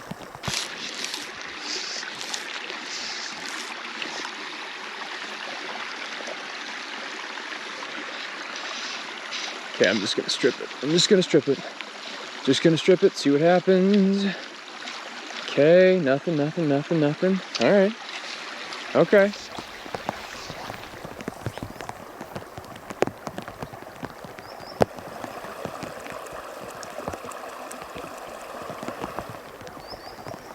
Oh, yes, yes, yes, yes. That's another nice fish. Up and over. They're eating it off of the strip. That's so cheating. There we go. Easy as that, barbless boy. See ya. Thank you. I wonder what would happen if I actually put on a streamer. I bet that'd be crazy.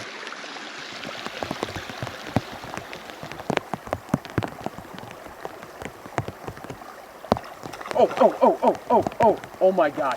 Oh my gosh, that was so cool. Oh dude, oh my god. Oh, strip, bang. Oh, you fat little cutthroats are greedy.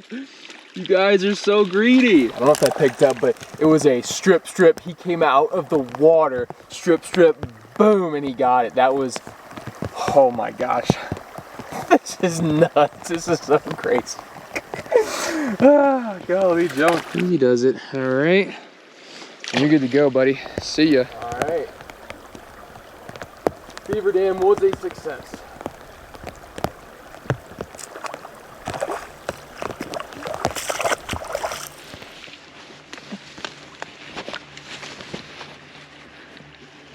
That one ought to have a few fish, right? Well, this risk had already been made more than worth it. Knowing there were other fish in the system was quite the relief.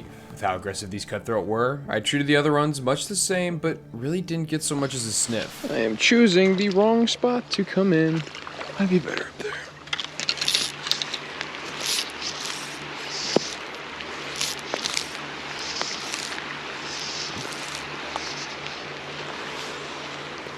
Also didn't help that maneuvering through the flooded fields of willows made for extremely slow progress. My usual strategy of covering lots of water was rendered next to near useless. On a warm sunny day, I could see this being bearable, but waist deep in the mid-50s mixed with a cold rain was getting to be a bit of a chore. With my stomach starting to grumble and the rain showing no sign of stopping, I doubled back up to the trail and hunkered down in a relatively dry spot. Mr. Newton would have been so disappointed in me, and I know better than this. Truly, a body in motion stays in motion, and with the feeling now completely lost in both my hands and feet, my plummeting core temperature was now a very serious issue. Alright, I gotta get up. I gotta get moving. I'm getting too cold. My body temperature is dropping so fast. I would give that our Explorer. Man, that's freaking come out and warm things up a bit.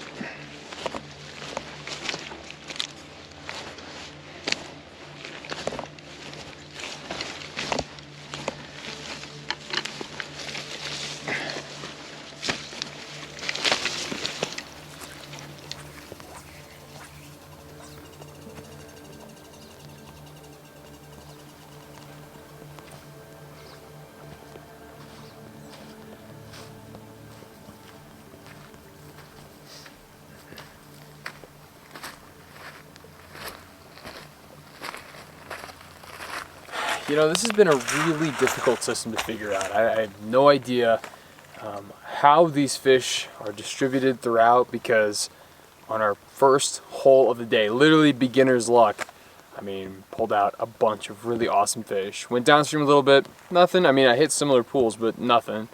And then subsequently, each run I've gone upstream, I haven't even seen a fish, no bites, no nothing.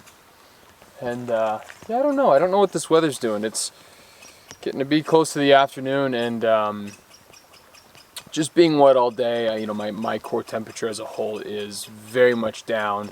I don't know, I might double back and start heading towards the original hole, fish that, and then, I mean, yeah, maybe make a fire and hunker down again, because this is, these are those kind of weird temperatures that can be dangerous if you don't play your cards right. So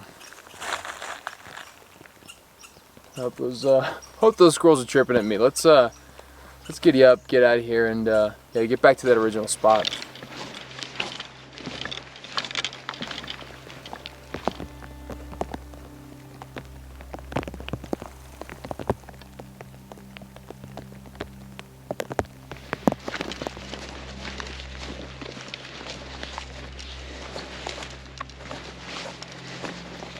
My blood was slowly starting to pump again after a few miles on the trail, and my watch still read pretty early in the day. Halfway back to camp, I let dissatisfaction detour my decision making for just a bit.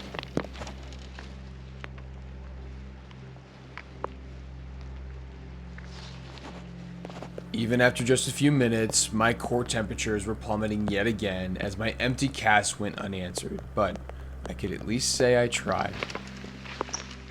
I just do not get this creek. It just seems to be more of the same. Just kind of empty frog water. No real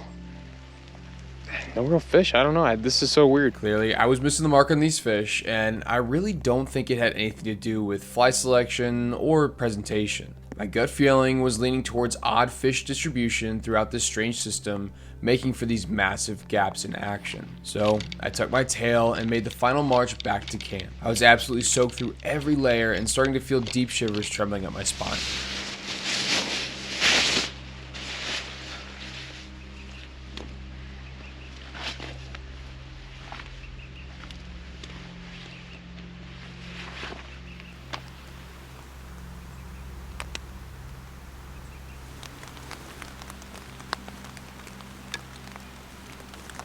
Okay, I am back in the tent. I've got some dry clothes on and feeling dry and feeling warm. That's a luxury. But yeah, this rain, I don't know what to do about it. I might send out a couple messages, have some friends and family check the radar for me, see what the heck's going on. You know, it's moving into the afternoon, so the fishing portion of our day, you know, if it's done, hey, it's done. But yeah, I might review some footage, eat lunch, maybe nap, listen to a book, I don't know. You know, there's you know, two sides of this backpacking thing, and the very active side of, you know, hauling into somewhere and fishing and running and gunning and doing all that stuff. But then you do have days like this, and I don't think these are often talked about, but the kind of, yeah, the kind of days where you just, I don't know, what do you do? Sit and think and, I don't know, enjoy the sound of the rain, I guess. But yeah, I'll check back in, I'm sure, if and when something changes or if it doesn't change. So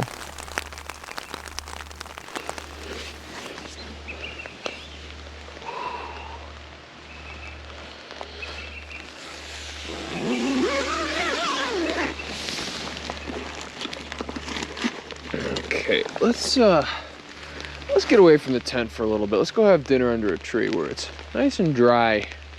By the river too, that wouldn't be bad.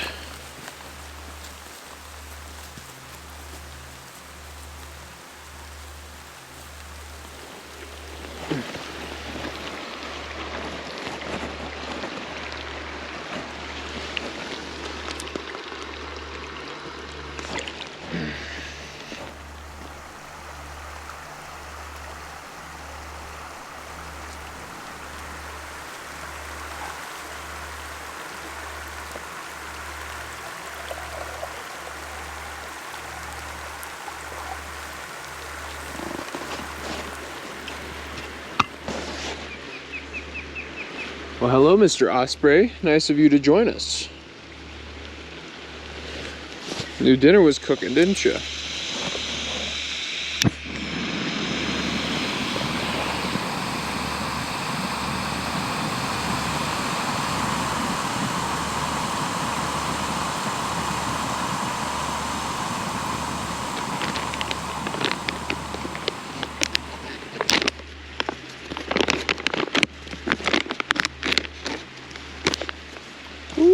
boy. I love me some peak meals.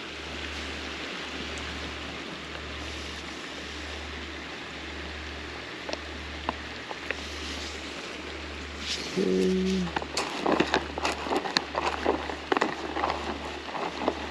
I think that might just be plenty. Well, as you can see, I'm under a tree right now. The tent was slowly becoming my own personal hell, so I had to get out. And yeah, I mean, it's dry enough under here, enough to make dinner and enjoy the scenes and the sounds, because yeah, this is our last night here in the backcountry, at least for this trip, and it's been okay. It's had certainly its high points, but there's been a lot of grind, but hey, that's part of the game. So yeah, I'm gonna enjoy this, eat some dinner, get some more fuel, and yeah, I don't know if I'll have enough energy to stay up past the rain. It's supposed to end soon, but I'm not too convinced, but yeah, we'll see. It's looking about done if you ask me.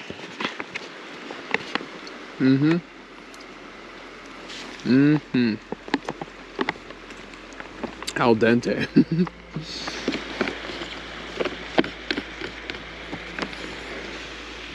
The towering pine did a surprisingly good job of blocking the rain. While I cowered for protection, the local dipper was having a dandy time dining undisturbed in the downpour.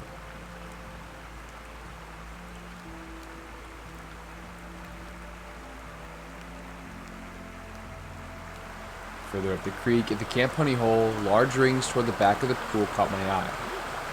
Oh, there goes another one at the top. At first, I figured it was just the rain, but soon I realized dimples were far too big to just be water droplets. Yeah, maybe I ought to get off my lazy butt and give fishing one last shot. My time was running out fast, and I didn't walk all this way to just sit and watch the water.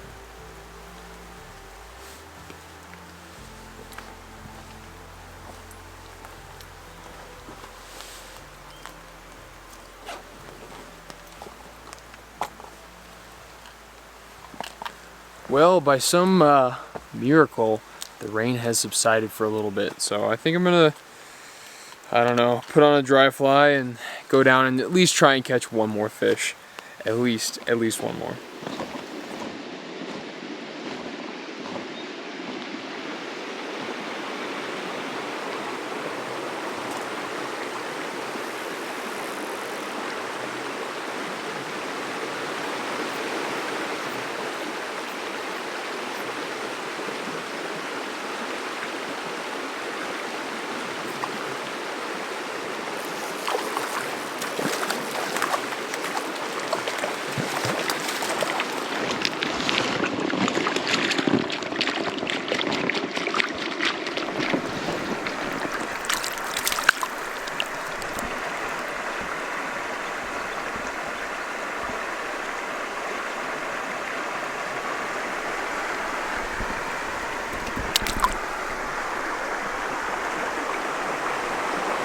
Perfect. Thank you, buddy. You know, when I was just sitting there watching them in the rain, I knew they were happy. I knew these fish were very, very happy, ready to just munch anything. And yeah, my parachute did the job, which is phenomenal. And I don't know. I feel like I should push my luck. We'll see. I might cast around a little bit more. These stranded cutthroats seem to have a similar feeling with regards to the weather.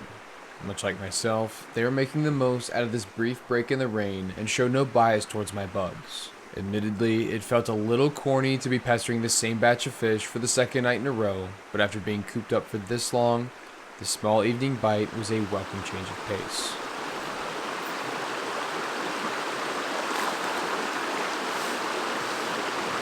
That's another one.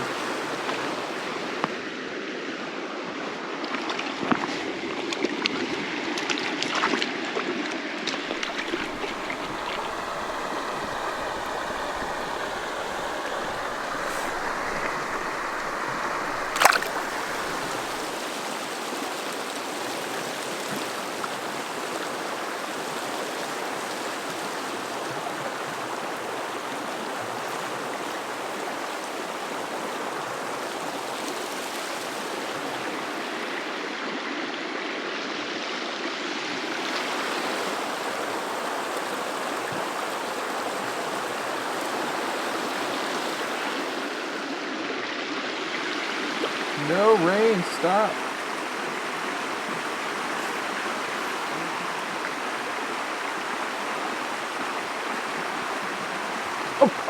Oh boy, boy, boy, boy, boy. Oh boy, that means some big fish. Holy smokes.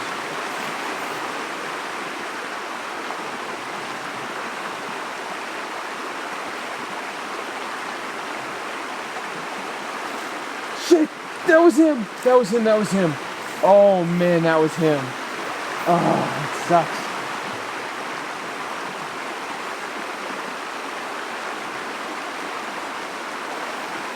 Oh, that's a big fish.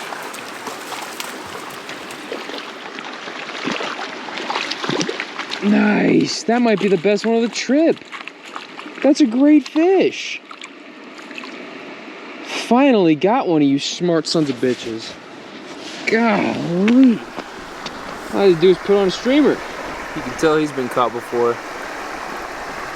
There we go.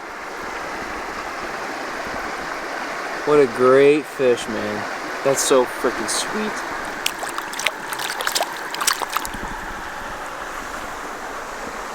Thank you. There we go, just some little woolly bugger type streamer did the job. I don't know why I got so lucky, but I got so lucky that one of the best holes in this system is by my camp. So I might toss a couple more, maybe one or two, because it's starting to rain again and it's almost bedtime. So yeah, great last fish if that's gonna be the last fish. That was in fact going to be the last fish of the day, which meant it was time to cut my losses and cozy back into the tent. My body was still weak from the strain of the day, and there was no doubt tomorrow was going to be a very, very long hike.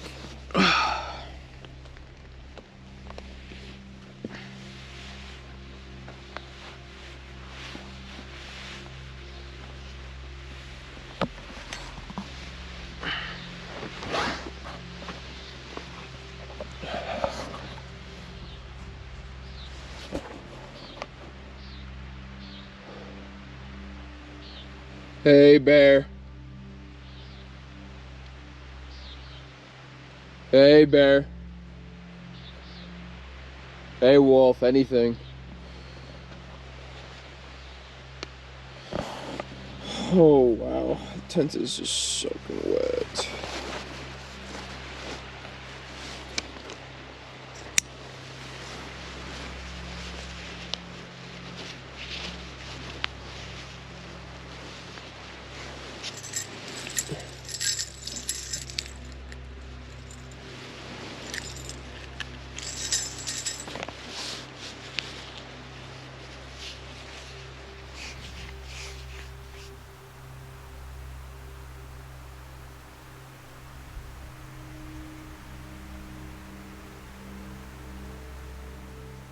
I would consider this a pretty early start, but the threatening clouds gave the illusion of much darker skies. The waterlogged gear strewn about the camp was quickly put away with cold hands, while the dim light of the day slowly revealed itself.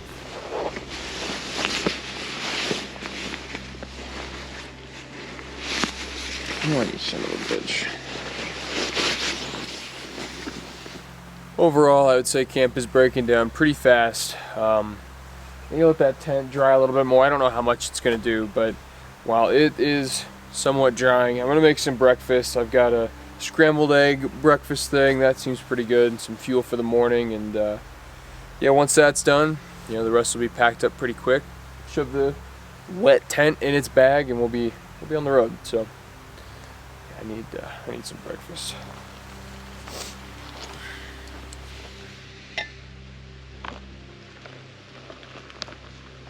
Alright, let's see. Oh, put too much water in. Perfect. Got some egg soup. I always do that. Light pitter-patters gave me enough warning to preemptively put on the rain cover before hitting the trail. Looks like today was going to be another cold and very wet day.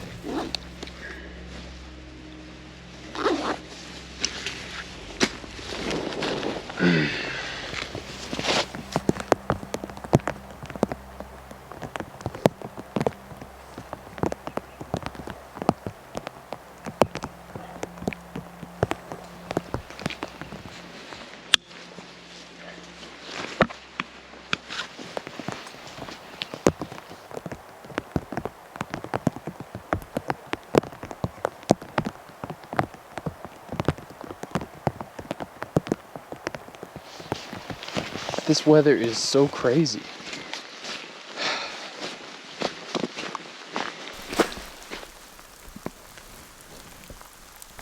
That's a big dog.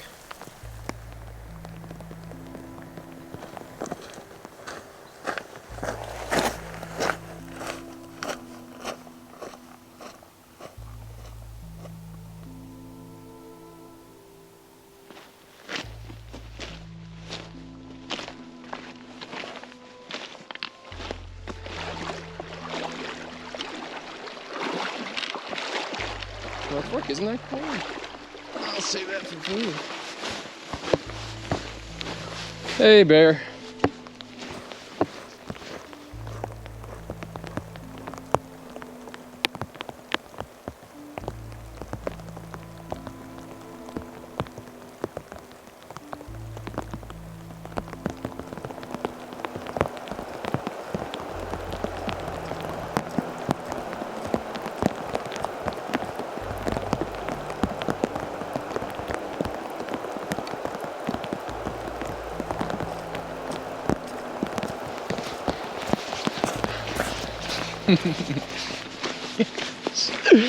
Yes, let's go.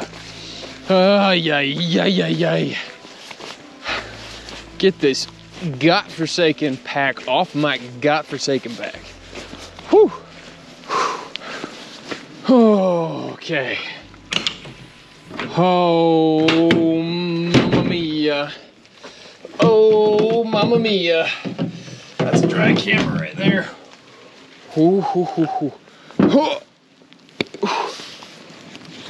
Oh, get off of my back.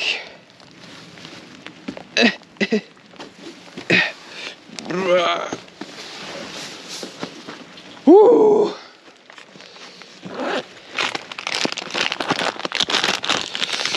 Let's get you. Wow, crushed it. Damn, dude.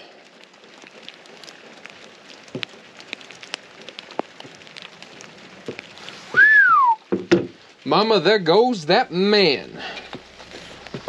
Say, mama, there goes that man.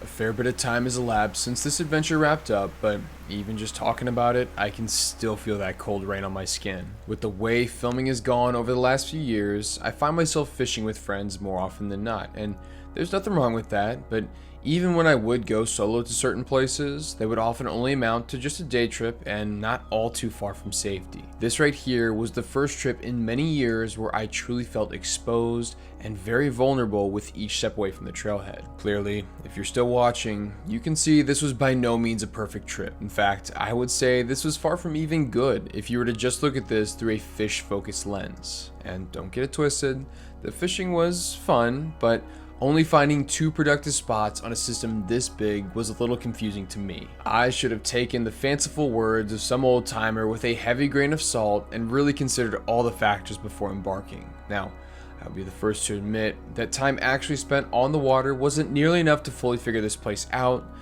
The weather, it certainly didn't help with that, so maybe if I had a few nice days, this would be a completely different conversation. Rain and cold was a theme throughout these few days alone, and this is one of those elements that really aided in rekindling my love for diving into the backcountry alone. Between that and the real threat of wildlife encounters, I was able to leave these misty mountains much more humbled. As weird as this sounds, having risk throughout an adventure is important. There's something so satisfying about going in, making it happen, and then making it out alive and well at the end of the day. That's why I was so excited at the trailhead. And you know, trips like this one, they're always such an interesting time to self-reflect and do those much needed internal audits. So hopefully there will be many more opportunities just like this one here in the near future.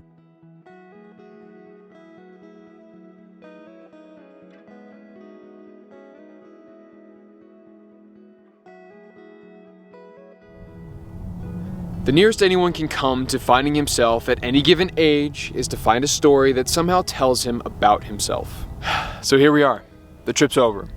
I'm on top of a foggy mountain as fall is creeping in, and yeah, Missoula, it's done. Montana, I'll be out of the state tomorrow. And I been chewing on that quote for a long time, and it's making my jaw sore because I don't know how I quite feel about it. Because what does this entire summer, what is this summer in Montana, this story, what does it say about me? And it might not be able to show through the lens and these brief interactions and little glimpses into my personality. It might not be the best to encapsulate the person that I am, but I trend towards the negative. My glass is more often than not half empty, and I hate that. It's maybe one of the not so savory parts of my character, but I'm sitting here thinking about what does this story say to me, and the theme that really sticks out is this whole concept of expectations. Now, I was the kind of kiddo, just the faulty software I was built with. I had expectations. Everything in my life, I would always build them up. Be it Christmas or birthday, even like something like vacation or school or sports. I would always build these Jericho-like expectations, and the smallest trumpet blast would just crumble whatever I thought it was going to be, and it would always leave me with, disappointment, distaste, wondering what went wrong, how could I have done this better? And this sort of repetition, it builds and steals your mind, and so, most of the time, these days, I don't really have giant expectations, but this silly little book, every time I would read it, I would fantasize about this nirvana. And even watching the movie, you'd see Brad Pitt out there and fake fighting that massive fish, and you think, oh, that's what Montana is. And in all my travels, this had always been a to-do on my little checklist of like, okay, gotta make it to Montana, gotta make it to Missoula, gotta see, is this truly the trout capital of the world? And I don't know, after our first few trips, I was left in the dumps. I had flown too close to the sun, and I was Icarus falling down. I burnt up, kind of spit out so early on, and it was only after my expectations had been completely flattened, and my sentiment around Montana had just completely flipped, did things start going well. And I know there's some of you out there who are thinking, wow, Mike, you're so privileged. Like, it must be so nice to be able to go to a place like Missoula and stay here for 2 months, and all you're doing is complaining. And I hope that's not the case. And I would hate to be rude, but this whole story of Montana. It's a story about myself, not so much you, the viewer. So I apologize if that offends you, but I'm just trying to be as real as I can be right now. And like I said, it was only after things kind of shattered did this trip turn around. Because if you look back on paper, and you see all the people that I got to go with and experience these amazing landscapes with. It was amazing. Talk about all these really, intense wildlife experiences. That's like once in a lifetime type interactions with the goats and the wolves and everything else. It just, you can't write that any better. And then of course the fish. Each fishing opportunity was unique in its own way, some better than others, and some maybe more frustrating, but especially towards the end as I started to get dialed in, that upper Blackfoot, those kind of interactions are going to be something that are cored into my memory that I will never, ever forget. With my dad and my uncles, or the solo trip catching that gigantic brown in the rain. Those are some of these, these experiences that I'll never, ever forget. And there's this little inkling in me, it started out so rough, but it kind of got better towards the end, and you learn things, you grow, you meet people, and you get these experiences, and you think, I don't know, like this underdog mentality in me is like, I need to run this back. So in the beginning of the trip, I was like, I'm never coming back to Montana ever again, and now I've got this haunting thought of, man, maybe I need to make my way back. And so I'll leave you with this last quote, something that may be a bit applicable to the end of this whole story. Eventually all things merge into one, and a river runs through it. The river was cut by the world's great flood and runs over the rocks from the basement of time. On some of the rocks are timeless raindrops, under the rocks are the words, and some of the words are theirs. I am haunted by waters.